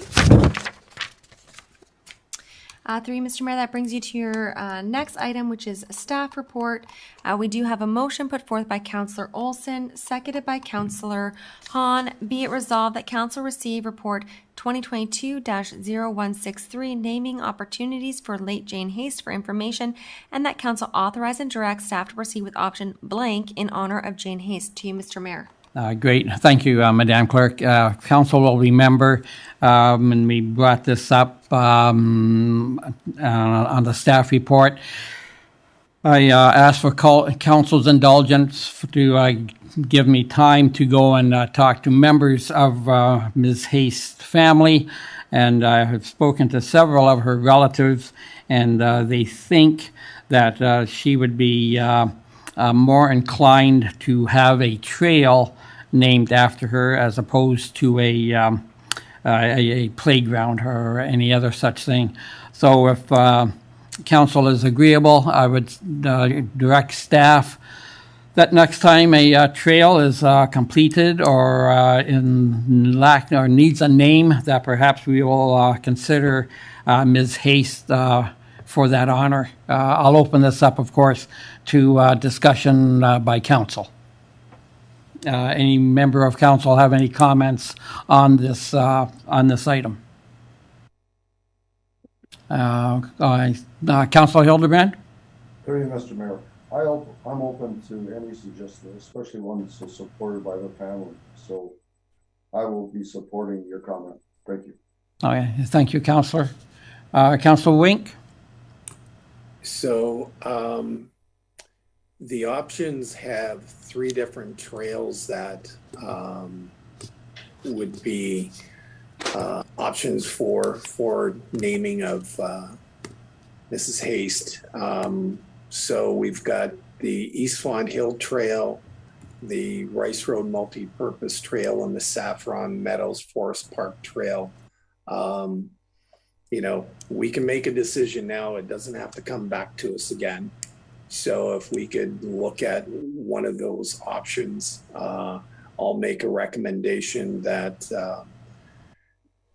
the section of the East Font Hill Trail be named after Mrs. Haste. Okay, excellent. If I can just go to Director of RCW, Ms. Van Ravensway, are you still with us? Excellent. You've heard Mr. or Councilor Wink's recommendation. Do you see any problem going forward with that? Through you, Mr. Mayor, no, it is a wonderful suggestion, and that trail is in place. We should be able to proceed reasonably quickly on it. Excellent. All right, thank you. Councilor Wink, thank you for that recommendation. Turn it over to council. Any discussion on this particular trail, for or against?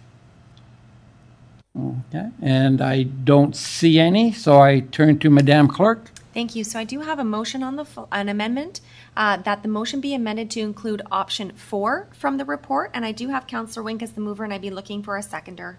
Oh, exactly. Is there a councilor that will second this motion? Okay, thank you, Councilor Hildebrand. Thank you. So that is now on the floor, and council can debate. That's option number 4. Okay, one last time. Any debate on option 4 to be named in honor of Ms. Haste? Not seeing any, Madam Clerk? Thank you. The vote begins with Councilor Wink. Yes. Councilor Hahn. Yes. Councilor Hildebrand. Yes. Councilor Olson. Yes. Councilor Stewart. Yes. Mayor Junkin. Yes. Thank you, Mr. Mayor. That carries. That brings you to the main motion as amended. To you, Mr. Mayor, for discussion. Okay, thank you. Back to the main motion as amended. Again, any further comments? Not seeing any, Madam Clerk. Thank you. Through you, Mr. Mayor, I will use the same mover and seconder as the amendment, and the vote begins again with Councilor Wink. Yes. Councilor Hahn. Yes. Councilor Hildebrand. Yes. Councilor Olson. Yes. Councilor Stewart. Yes. Mayor Junkin. Yes. Thank you, Mr. Mayor. That does carry.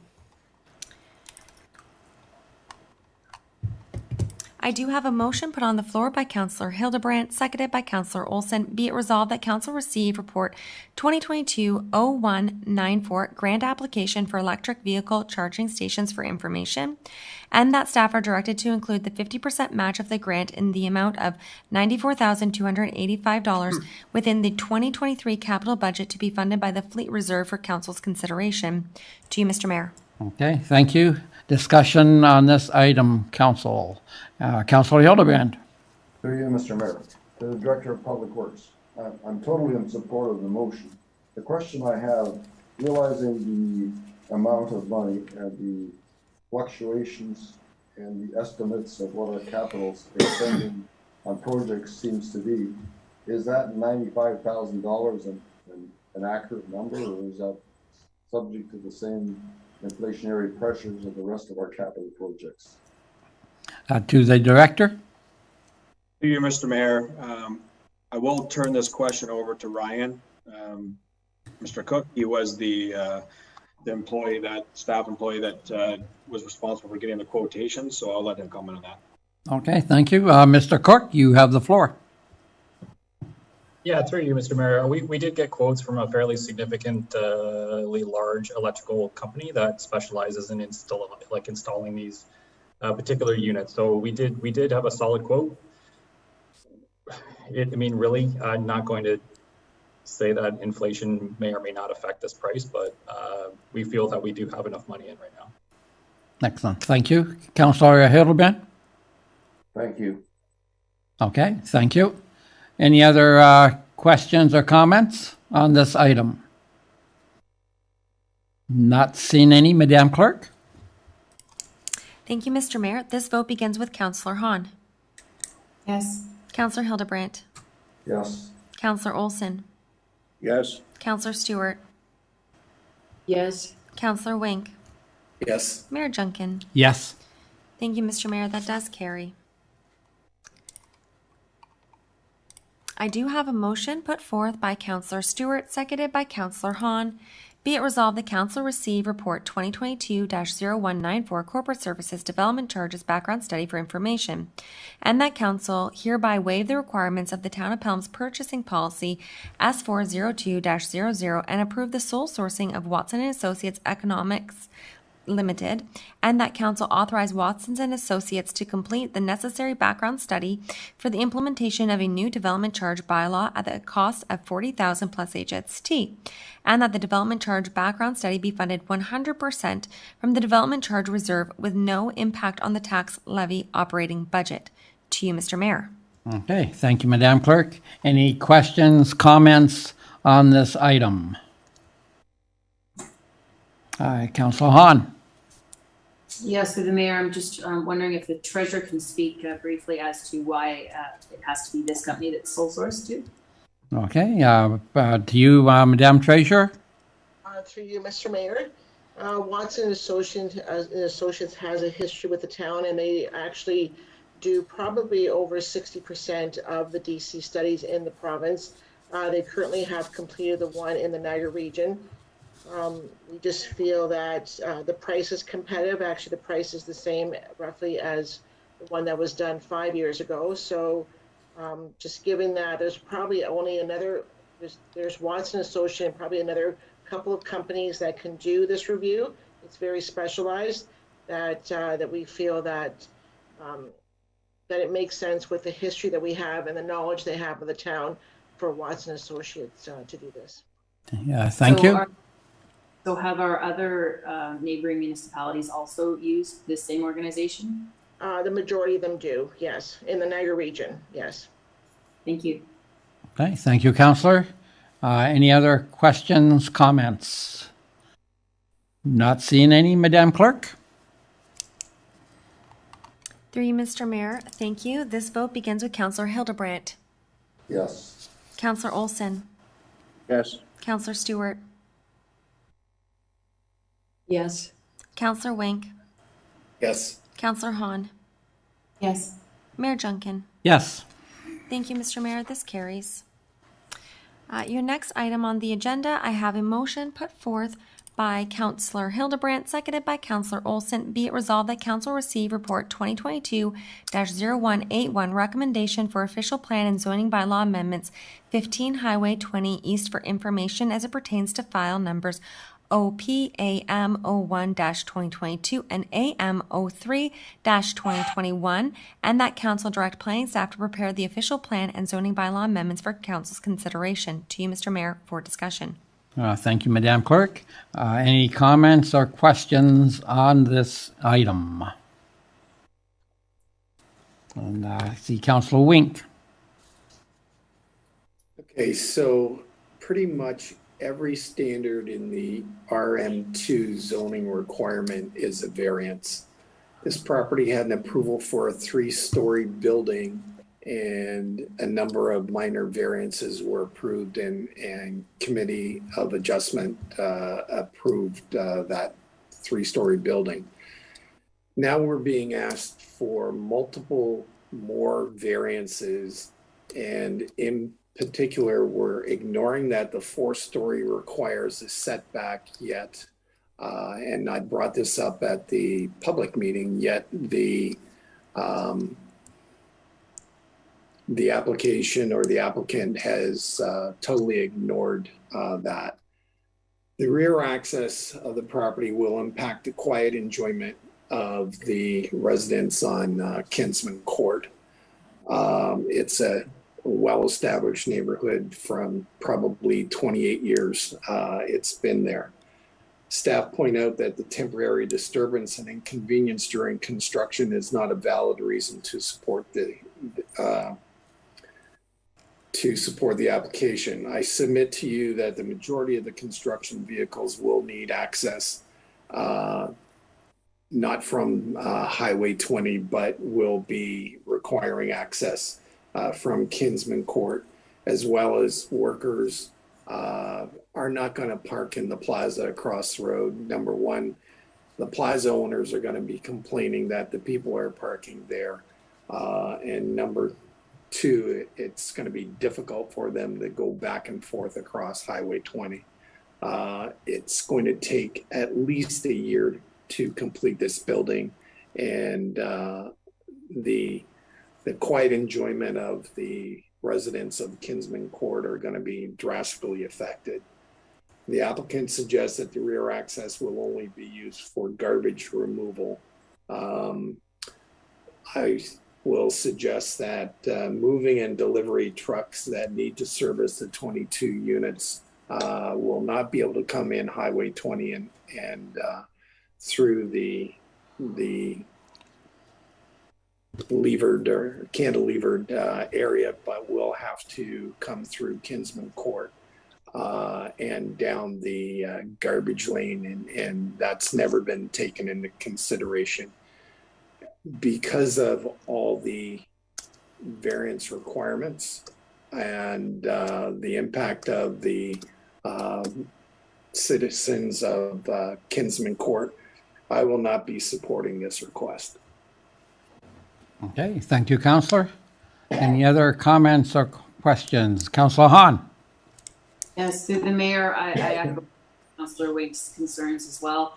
I know that some of the issues I brought forward in the public meeting have not been addressed. One question I guess I have for Director Wiens, and that is the large trees that are in the back, who owns those trees? Is that town property? Ms. Wiens? Yes, Mr. Mayor, through you, those trees are on the town's road allowance for Kinsman Court. And so yes, they are owned by the town. Okay, thank you. So yeah, so cutting those mature trees down and then, pushing through a road. So for the collection of garbage, and also these people have on Kinsman have lived there for some time. And this just seems to be a disturbing development for them. And also the snow removal is a concern. So we've seen in the past, more and more snow, and we're already paying for it to be picked up with a loader and dump truck and removed. So if you have the additional snow and where it's going to be placed at this juncture, obviously it has to be relocated in order for there to be access through the back where those trees would be cut down, which means we would have to pay at town expense for more runs of a dump truck and a loader to come in more frequently to remove the snow. So this is going to exponentially add to the taxpayers' dime for this removal of snow. So I wouldn't be in favor of this at all. Okay, thank you, Councillor. Any other questions or comments on this proposal? Councillor Hildebrand.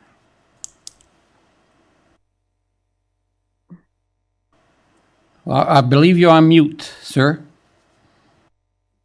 Sorry about that. No problem. I echo my fellow councilors' comments. However, the dilemma it leaves me in was what I believe the more thorough investigation I've done in the last little while. Like I mentioned before, Highway 20, number 15 Highway 20 is a through lot and has frontage on both Highway 20 and Kingsman Court. This leaves me in a position where I either approve this or say no. If the land gets developed in another way, fast food restaurants, minor smoker shops, bars, etc., are all allowed on this property. So which do I prefer? That's the dilemma that's sitting in front of me. So that's, you know, I understand the residents' concerns. I understand all the concerns my fellow councilors have made. But yet, when I look at the other option, I much prefer this option versus any of the other options that might present itself to me. So that's the dilemma I'm in. Thank you. Okay, thank you, Councillor. Any other comments or observations? If not, I guess I will make mine. That is a public roadway. It's a road allowance that goes from Kinsman Court to Highway 20. It's we've opened it up in other instances, so it's perfectly logical for what the developer is asking. We're talking about a garbage truck that's going down the road every 2 weeks, or once every 2 weeks. That development is going to happen if this goes to the LPAT, or God knows what it's called now. Everything's off the table, and this developer can stretch everything out to the max, and whatever is, and LPAT will say, yes, you're zoned, go ahead, and here's your ticket. The developer has, on occasion, the last presentation, he had dropped 2 units. He has tried to appease the residents. Residents obviously aren't happy, and I can understand that. But the bottom line is that is why planning decisions ultimately rest with the province. And if this goes to the province, we will be overturned. It'll cost us X number of dollars to do it. I will vote for this just because that's sooner or later something's going to go on that site, and it's either going to be apartment buildings, could be a fast food operation that goes till 11 o'clock at night. Who knows what it will be. So I understand the residents' concerns, but the bottom line is we're going to lose when this goes to LPAT and what have you. So I am going to be voting in favor of this tonight. It's good planning. It's unfortunate that Kinsman Court has grown accustomed to their dead end street, but the bottom line is that the town has every right to make that access to Highway 20. So other towns would love to have an apartment building go up on their main street. That would help the downtown thrive in its development. So I will be supporting this development. Thank you. Any other comments? I see Councillor Stewart. Yes, thank you. Through you, Mr. Mayor. First thing I'm going to say is just because the town has the right doesn't make it right. I echo what Councillor Wink said about a step back on the building. and the back laneway for the garbage pickup, if it's going to be one truck every 2 weeks, I can understand that not being an issue. But the moving trucks and other delivery trucks will not be able to access from Highway 20, as Councillor Wink said. They will be using Kinsman Court. And, you know, on those grounds, I can't support it. Okay, thank you, Councillor. Any other? Oh, I see Ms. Weens, the Director of Planning. Yes, Mr. Mayor, I'm sorry about this, but I do want to correct one item there. That driveway access off of Kinsman Court is only to access the Moloch systems. It doesn't connect to the parking lot. So it's only to access the garbage in terms of the Moloch systems. So I just wanted to make that clear. Thank you. Yep, thank you for that clarification, Ms. Weens. Any other comments? If not, we will call the vote. Councillor Hahn? Yes, to the mayor. So it was mentioned earlier, I think it was Councillor Wink that said that in a previous application, I guess, some time ago, many years ago, for the 3-story building, I think it was, that there was going to be garbage pickup on the front. And so, again, I don't know that we got a definite answer, and I think that would be something that we'd also want to look into, and that is specifically, is it for sure, for certain, not going to be permitted to be picked up in the front? If it was then and not now. And we don't know that answer tonight, but I think that that would be a good answer to endeavor to get. Ms. Weens, then do we in fact know that? Has the region stated that they will not pick up in front of number 15, or is that a loose end in this application? Mr. Mayor, through you, what I can say is based on the current design, they won't come into this building and pick up the garbage because it doesn't meet their requirements for turning and maneuvering. So whether or not they allow for garbage to be picked up out front for a 24-unit apartment building, it will be,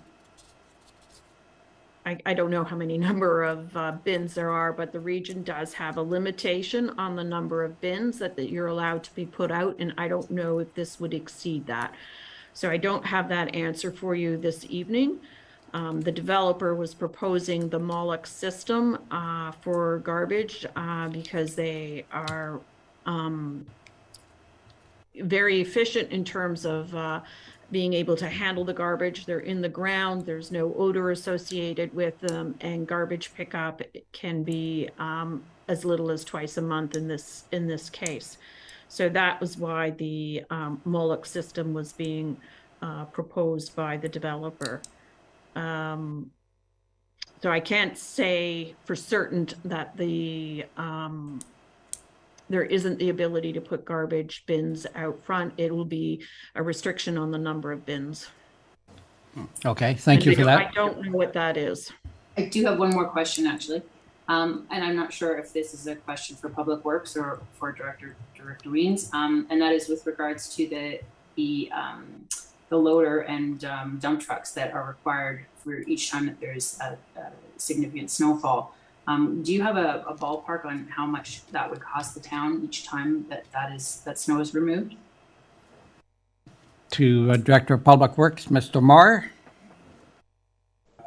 Through you, Mr. Mayor. So I guess the question would be to remove snow from the laneway leading to the garbage pickup? So yeah, where the Kinsman Court folks have at the end there, that's where they pile the snow, and when obviously that wouldn't be allowed to be a pile of snow anymore, right? It has to be accessible. Therefore, it'd have to be removed every time there's a snowfall. So that's going to add up every time it snows. So I'm just wondering, what can that possibly add up to? I mean, we don't know how many times it's going to snow, but let's say on average, it's even similar to last year's snowfall. What does a pickup, even just one time, what would that be? Through you, Mr. Mayor, I can't comment on the cost for one particular location, but when we do get significant snowfalls, then yes, we have to move the snow to alternate locations. So that would be part of our process of cleaning up snow removals in the downtown area. My guess is in this particular situation, we would push the snow into that court away from the entrance to the garbage pickup, away from that laneway. Okay, so we don't have a ballpark of a cost associated with removal of the snow. Okay. Okay, thank you. I apologize. Thank you, Councillor. I see Ms. Weens. I'm sorry. Oh, I'm sorry. Sorry, through you, Mr. Mayor. We are 1 minute to 9, which is our curfew, so I would be looking for a motion for extending curfew. Okay, thank you. So first of all, let's look at the business to go. And it is substantial, I would say. I guess we have so we need a motion, whether it be to finish the work or to go for another half hour. I'll leave that up to council or up to our councillor to propose. Before I do turn to council, let me turn to the CAO first to see if there are indeed any time issues to ahead of us. Mr. CAO? Well, Your Worship, actually, I'd like Ms. Weens to, we have a lot of planning matters left, okay, and those tend to be the ones guided by statutory deadlines. Okay. And so we can offer all of us, beg pardon, some direction as to which really ought to be heard tonight, and that's what I would let guide the decision were I you. Okay, thank you. Ms. Weens, can you offer some guidance to council as to which of one, all, or whatever subjects are indeed time sensitive and must be done tonight? Well, Mr. Mayor, they all are time sensitive to the applicants. I can attest to that. The report with respect to the official plan amendment and the zoning bylaw amendment is also critical. The development applications, whether it's this one and the other two subdivisions, they could potentially be deferred. But I know that those developers are all anxiously waiting for decisions on those. You know, it's difficult to pick and choose. Yes. Well, why don't we try to, if council is agreeable to go a half hour and see what we can accomplish on that. I don't think that would be asking another 30 minutes. I don't think would be asking for too much. Councillor Wink? So half hour isn't going to get very much done. I'm okay if we stretch it to an hour. Okay, thank you. Councillor Stewart? I suggest we finish the one we're working on and call it a night. Okay, thank you for that. Any other problems, council, or any other suggestions? Councillor Hahn? Mayor, yes, I would agree with Councillor Stewart if we can finish this this point we're talking about now and call it a night. Thank you. I'd like to point out that we are indeed the head of a corporation, and people are waiting for this council to make decisions, and we only meet once a month. As a council, we've got to realize that if you have a council meeting once a month, that it is going to be long. So we gave up twice a month to go to once a month. I don't think that's realistic, and I think that's putting undue stress on staff to do that. Anyway, it's a council decision. Councillor Hahn? Through the mayor, all due respect, but we also made a pact some time ago as to procedures to have 300 or 350 pages to read, and we're up to 900 and something, I think, on this one. So I think we've all made some changes here to accommodate. So and some of us do still work. So I think that has to be taken into consideration as well. Yes, I'm quite aware that some of us still work. I happen to be one of those. Any other? I'm going to call a vote. First of all, is there a seconder for Councillor Wink's motion? Okay, Madam Clerk, I guess we're past curfew. And if that's the case, we actually probably can't control what would end up what we're doing. Through you, Mr. Mayor, if council did want to put a motion forward, Councillor Wink did not receive a seconder, but if there was a second option and another councillor wanted to put a motion forward with a suggestion, then we would be able to do that. But it is time sensitive. We are now at 9:03. I do see Councillor Wink. Councillor Wink.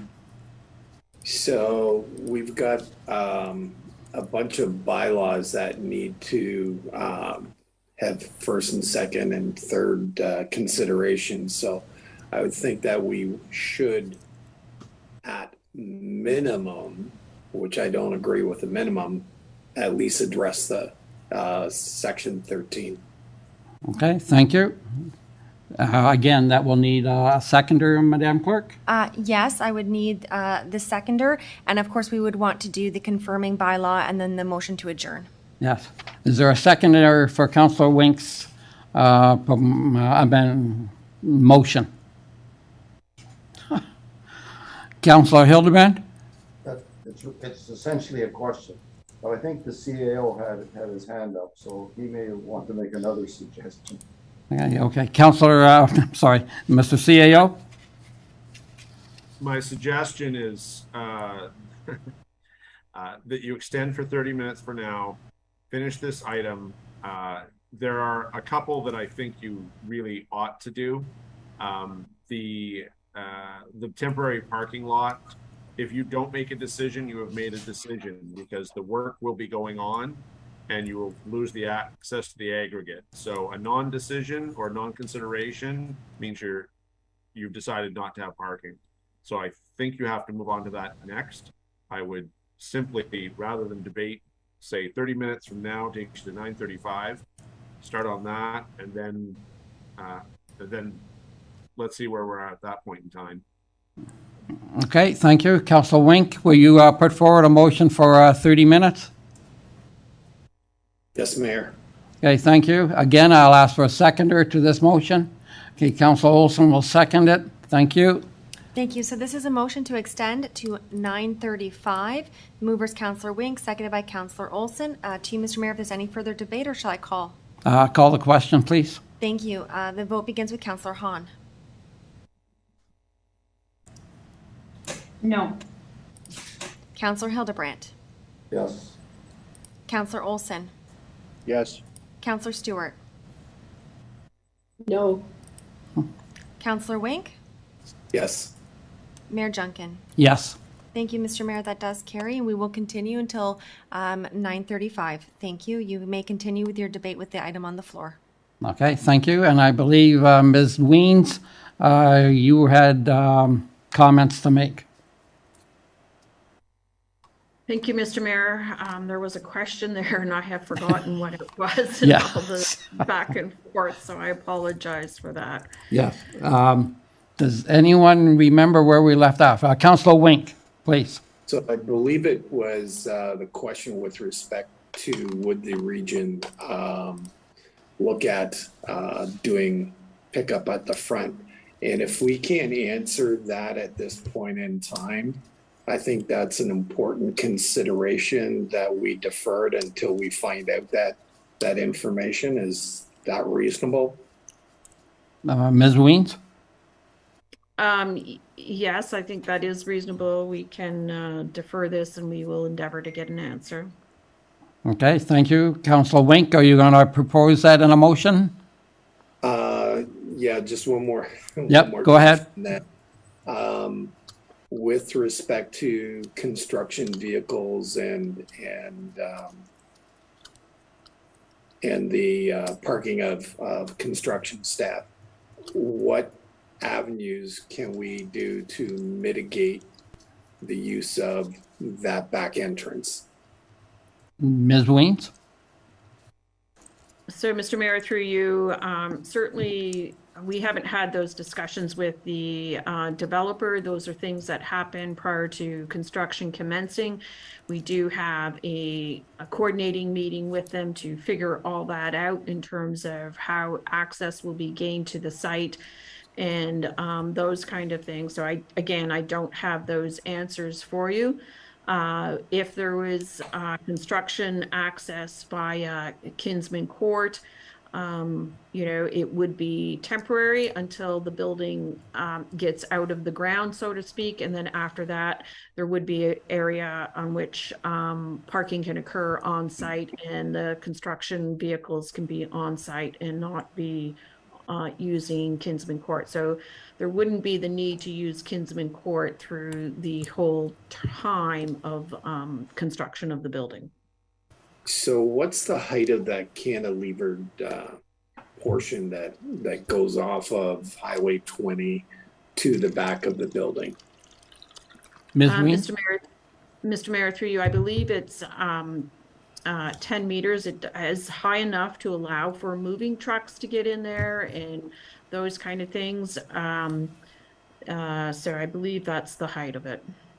So could we confirm the garbage pickup, the fact that moving trucks can get in there and speak with the owner about construction, parking, and whatever, and get back to us if we defer this? Yes, we can. It will probably be the second meeting in September, as I am not available for the first meeting in September. Yeah, that's fine. Okay, thank you. So, Mr. Mayor, I'd like to make a motion then to defer this application for the questions raised. Okay, thank you. Councillor Olson, are you seconding the motion? Oh, I have comments, still comments waiting for the debate. Okay, so I need a seconder for Councillor Wink's motion.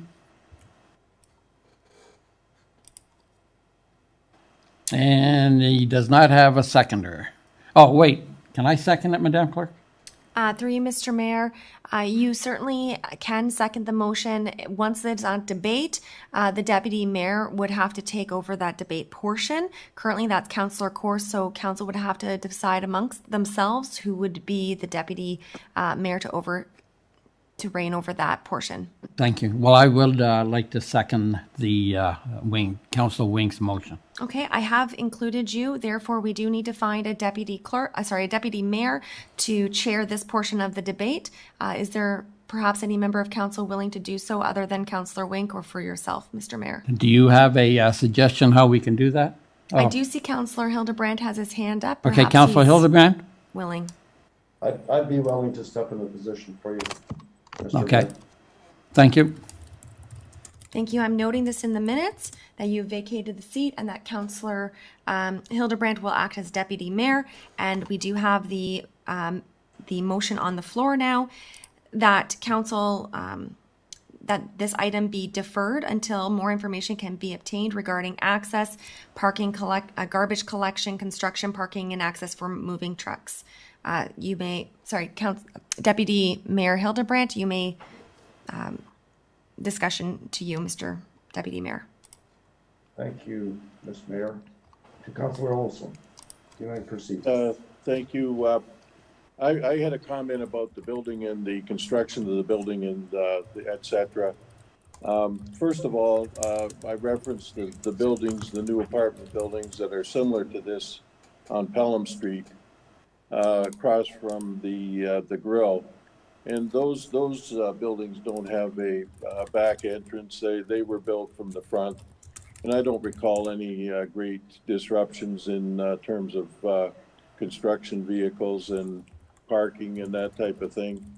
I think and they turned out all right, and I don't think there was any great sense of dislocation in the design, and the way they addressed the street and everything looked to me to be fairly good. And I don't think I think they must have the collection at the back, because I don't see very much on the street when I go there. So I think a deferral is unnecessary, and I'm going to be voting against it, and I'm going to be voting in favor of the motion, the original motion. Thank you for your comments, Councillor Olson. Councillor Stewart. Yes, thank you. Through you, Deputy Mayor. To Councillor Olson's comment, Pelham Street is not Highway 20. It is not the main thoroughfare through town. So it's a totally different dynamic with the amount of traffic and the construction. And my other comment is, I've got the picture, the diagram of the building in front of me, and it shows the clearance as 4.03 meters, not 10.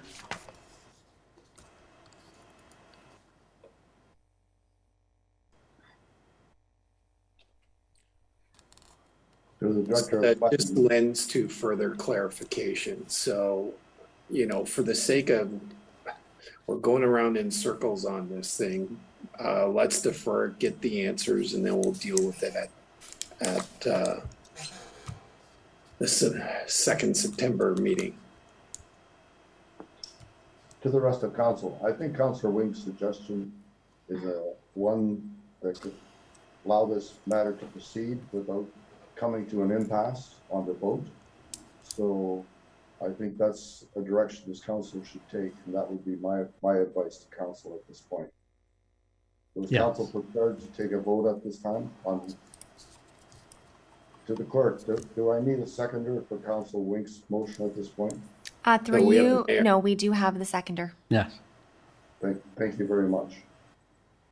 Is this council prepared for a second vote at this point? Yes, I move that we call the vote. Thank you, Mr. Mayor. To the clerk? Thank you. So this is the motion to defer, and this will begin with Councillor Hahn.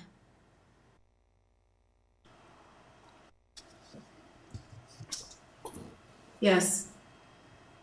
Councillor Olson. Yes. Councillor Stewart. Yes. Councillor Wink. Yes. Mayor Junkin. Yes. Deputy Mayor Hildebrandt. Yes. Thank you, Mr. Deputy Mayor. That does carry. Thank you. The mayor may thank you to the Deputy Mayor, and the Mayor Junkin can return to his seat. Thank you, Councillor Hildebrand, for filling in the role. Thank you. Thank you. Your next item on the agenda is a motion put forth by Councillor Wink, seconded by Councillor Hildebrandt. Be it resolved that Council receive Report 2022-0201, Recommendation Report for Draft Plan of Subdivision and Zoning Bylaw Amendment, Tanner Extension for information as it pertains to file numbers 2016-1903/2021 and AM 12-2021, and that Council direct planning staff to prepare the bylaw for approval of the zoning bylaw amendment for Council's consideration, and that Council approve the draft plan of subdivision attached as Appendix A, subject to conditions in Schedule B. To you, Mr. Mayor. Okay, thank you. Questions, debate on this? Councillor Wink? So just following up on the CAO's comments, what's critical, we've got 15-20 minutes left. 10.2.10 is critical that we have to move on this. So I would suggest that we move on that section at this point in time, followed by presentation of bylaws. Madam Clerk, are you okay with that? If that's council's wish, we can do that. I don't know if the CAO has any comments on just directly moving to 10.2.10 and then going to the consideration of bylaws. Okay, Mr. CAO? So were I you, I would do 10.2.10 next. Staff have identified 10.2.8, 0.9, 0.11, 0.12 as files we can defer, as well as the closed session items. So that's 5. We think, I mean, we would prefer them all dealt with tonight, but we could realistically live with those items being deferred. And so if we do 0.10 now, and then those appropriate bylaws, it doesn't mean you have to finish it. You haven't agreed to finish at 9:30. You just extended to that at this point in time. You could, of course, continue to work if that. Okay. Excellent, thank you. Everyone, we will go with 10.2.10. Madam Clerk, go ahead. I'm just noting that council unanimously agreed to move to item 10.2.10, and I'm just moving on my agenda to that item. Thank you, Mr. Mayor. We are now on 10.2.10. I have a motion put forth by Councillor Olson, seconded by Councillor Wink. Be it resolved that council receive report 2022-0191 update on in-ground waste collection service provided for information, and that council endorse the No, wrong one. 10.2.11. 10.2.10 is community center temporary. Yeah, temporary parking. Sorry, the agenda got adjusted live, so it's 10.2.11. I'll update that. And that's the temporary parking. Thank you. Okay, I do have a motion put forth by Councillor Hildebrandt, seconded by Councillor Hahn.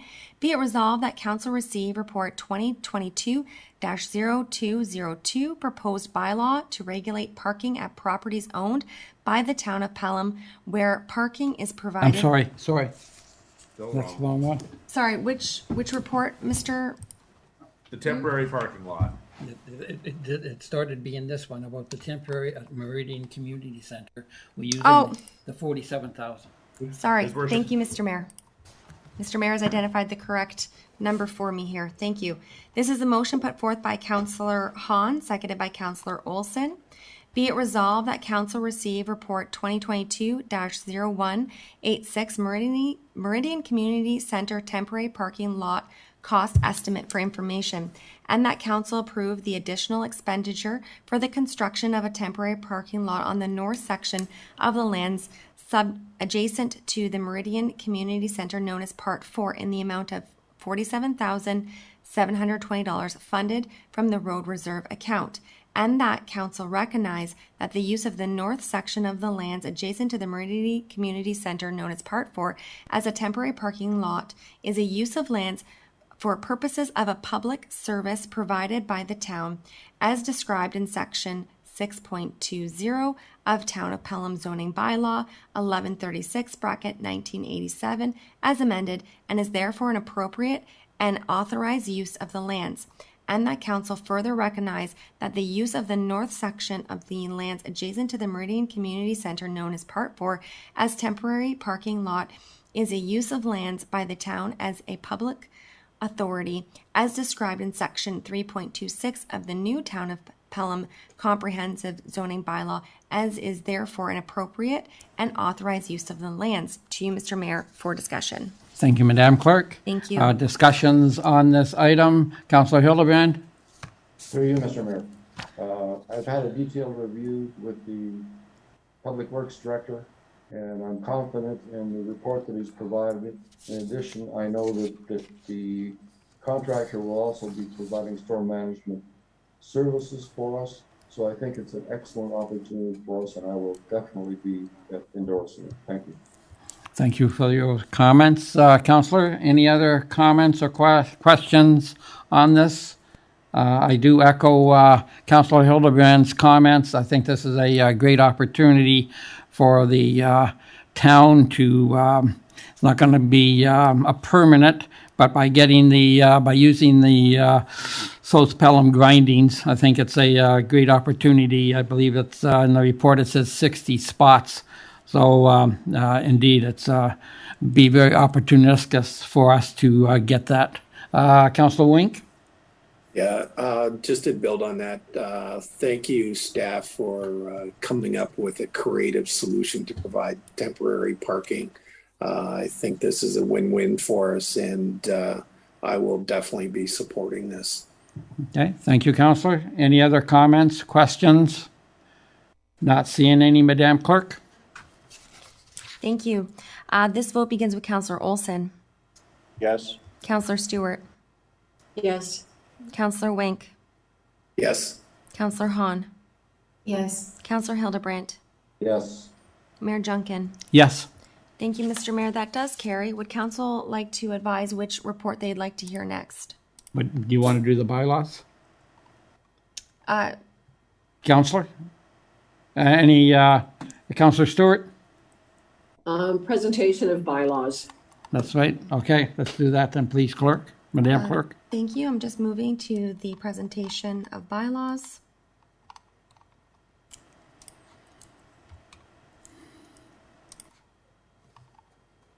Within the presentation of bylaws, we do have the zoning bylaw and the associated official plan amendment. Does council want to consider that now? They haven't considered the report, or would they like to have that separated out or deferred to the following meeting as well? I think we should separate it out so we can get these other bylaws done and then go back to it. Is the council okay with that?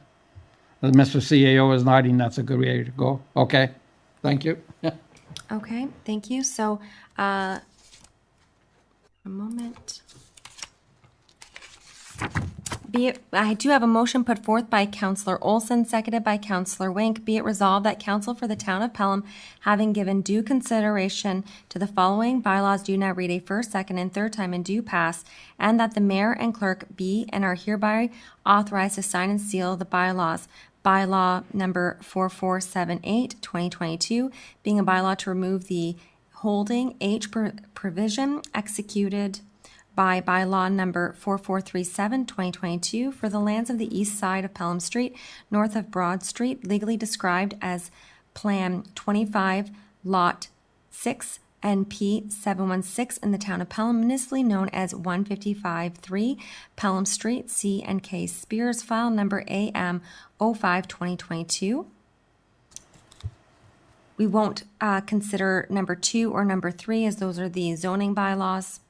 Bylaw number 4483, 2022, being a bylaw to regulate the parking of motor vehicles on town of Pelham property. Does council wish to consider that? That also had an associated report, or would they like that considered separately?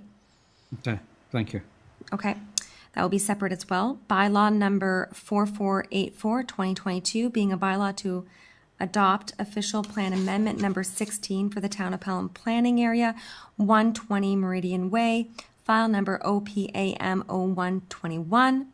Bylaw number 4485, 2022, being a bylaw to amend zoning bylaw 1136, 1987, as amended for lands located at 120 Meridian Way, located at the southwest corner of Rice Road and Meridian Way, legally described as part of Block 4, Registered Plan 59M, 432, and Parts 2 and 6, Plan 59 R16105, Town of Pelham, Regional Municipality of Niagara, for the East Fawn Hill Mixed Use 3, EFMU3, Zone to Site-Specific East Fawn Hill Mixed Use 3, EF at HU3323 Zone, Town of Pelham, file number AM 0421. To you, Mr. Mayor, for discussion. Excellent. Thank you, Madam Clerk. Any discussion on these bylaws as read by the clerk?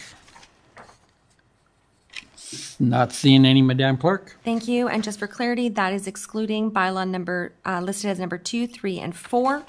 And this vote begins with Councillor Hahn. Yes. Councillor Hildebrandt. Yes. Councillor Olson. Yes. Councillor Stewart. Yes. Councillor Wink. Yes. Mayor Junkin. Yes. Thank you, Mr. Mayor. That does carry.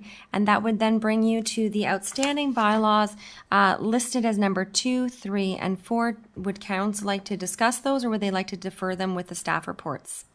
I believe you have to go to the staff report. Would council like to go to one of the staff reports? It is 9:27. Council? Council Wink, you're agreeable to that? Okay. Well, we said we were going to 9:35. Yes. Correct. So Yes. which is the next staff report council would like to hear? Okay. 10.27, I would think. Mr. CAO, got a suggestion? Oh, yes, Mr. CAO? So we recommend you go to the zoning bylaw report. Okay, 10.27. Available on September 6th, so if that doesn't happen tonight, Yep. that's September. Okay, thank you for that. 10.2.7 then. Thank you. I'm just pulling that one up. Yep. If you can just give me a moment. Of course, my machine is a little bit slower.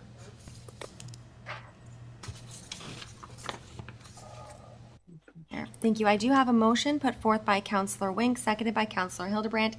Be it resolved that council receive report 2022-0200, comprehensive zoning bylaw and official plan amendment number 15, final recommendations, and that council approve in principle Town of Pelham comprehensive zoning bylaw 4483-2022, and that council approve in principle bylaw 4482-2022 official plan amendment number 15, and that council waive section 3410.0.0.1 of the Planning Act, which prohibits applications for zoning bylaw amendments and minor variance applications for the 2-year period after the comprehensive zoning bylaws passed for all lands zoned residential development RD in comprehensive zoning bylaw 4481-2022. To you, Mr. Mayor, for discussion.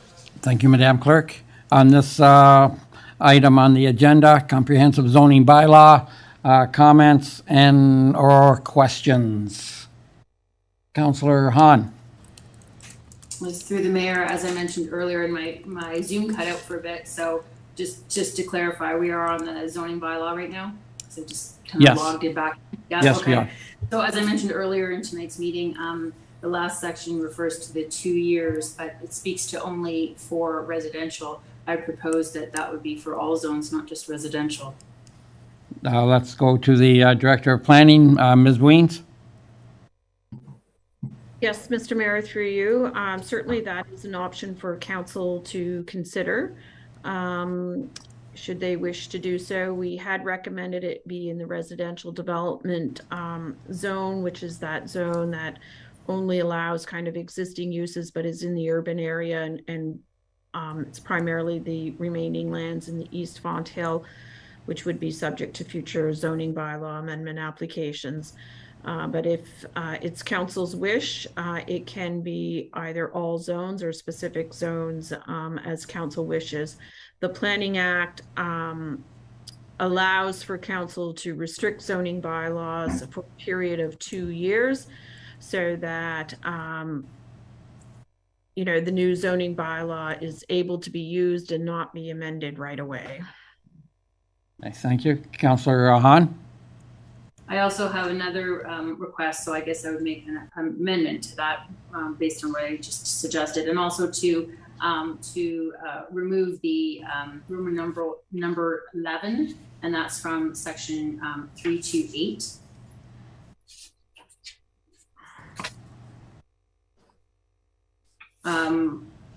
I've also had a discussion with Mr. Narhara, and he will be seeking an external opinion. I just want to be able to fully understand what that opinion would be.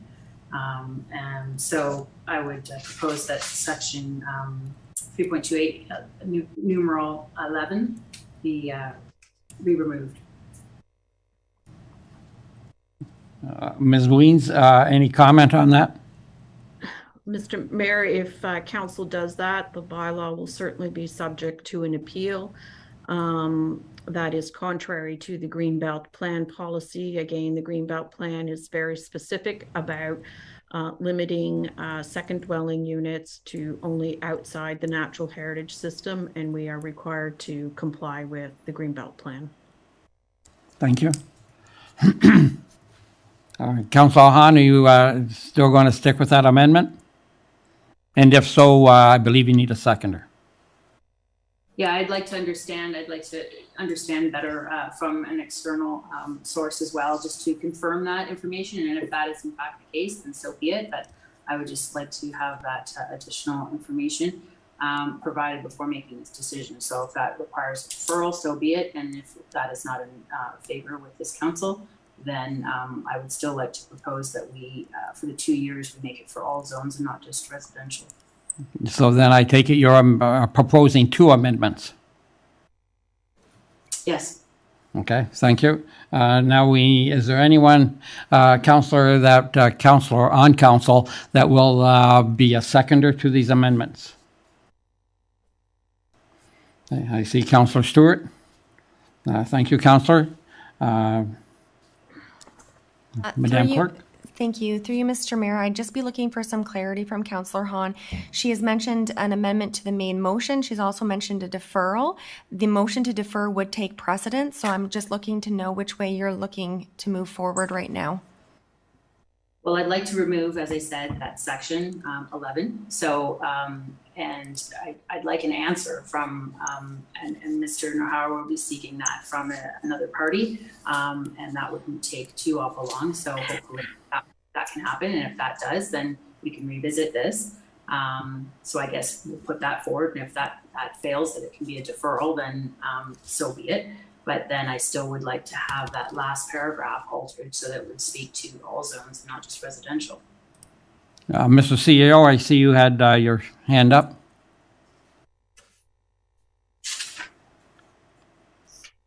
Mr. CAO? Oh, sorry, I froze there. So to help here, you do have to deal with the motion to defer first. You have to do this in different order. They're separate motions. They should require separate seconders. Council, you have every right to allow appeals by all property classes if that's how you wish to go. But this is the single largest project undertaken this term of council. It is exceptionally difficult to hold off something that impacts more than 7,000 properties and 18,000 people because of an objection by one who has a statutory right to object after it's passed. That's what the system is there for. That's how the logic of this process works. Otherwise, we will literally never pass this item. We've already deferred it multiple times because of complaints about specific items. You look at it in its totality, you will never have unanimous agreement, but the province is abundantly clear. Your choice is either to amend this so that it is in direct contradiction of provincial guidance on secondary dwelling units in green spaces, or not. So, okay, well, you know, for 4 years, we don't hold up to get external opinions.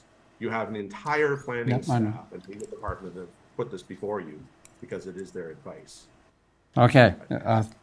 Thank you for that. Probably all mute point because we have now reached 9:35, which is the curfew. So unless another councillor wants to extend it and has a seconder, then we will deal with adjournment. So is there any councillor that wishes to put forward a motion? Councillor Wink? I would like to make a motion to extend this until we settle on this one item. Okay, thank you. The seconder is Councillor Olson. Are you seconding? Yes, Mr. Mayor. Okay, thank you. Any debate on this motion put forward by Councillor Wink? If not, then I'll call the question. Madam Clerk? Thank you. So this would be a motion to extend until the item on the floor is concluded and the confirming bylaw and adjournment, and then all other items would be deferred. The mover is Councillor Wink, seconded by Councillor Olson, and the vote begins with Councillor Hahn. No. Councillor Hildebrandt. I'm going to say no because I have a lot of things and comments I wanted to make, and I don't think we have enough time tonight to do that. So at this stage, I know a deferral is not what you want, but that's what I'm going to provide, a deferral. Yes. Councillor Olson. Yes. Councillor Stewart. No. Councillor Wink. Yes. Mayor Junkin. Yes. Thank you, Mr. Mayor. That is a tie, 3-3, so it is a defeat. Another councillor could bring another motion, or we can just move on to the confirming bylaw. To you, Mr. Mayor. Well, how can we do the confirming bylaw to adjourn? The confirming bylaw and then to adjournment. Yes, that's what we're doing. Okay, thank you, Mr. Mayor.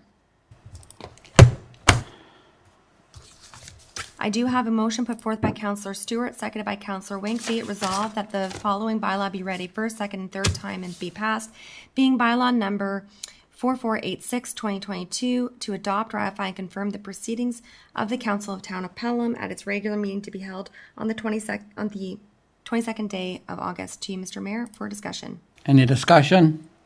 Not seeing any? Councillor Hildebrandt? Yes. Councillor Olson? Yes. Councillor Stewart? Yes. Councillor Wink?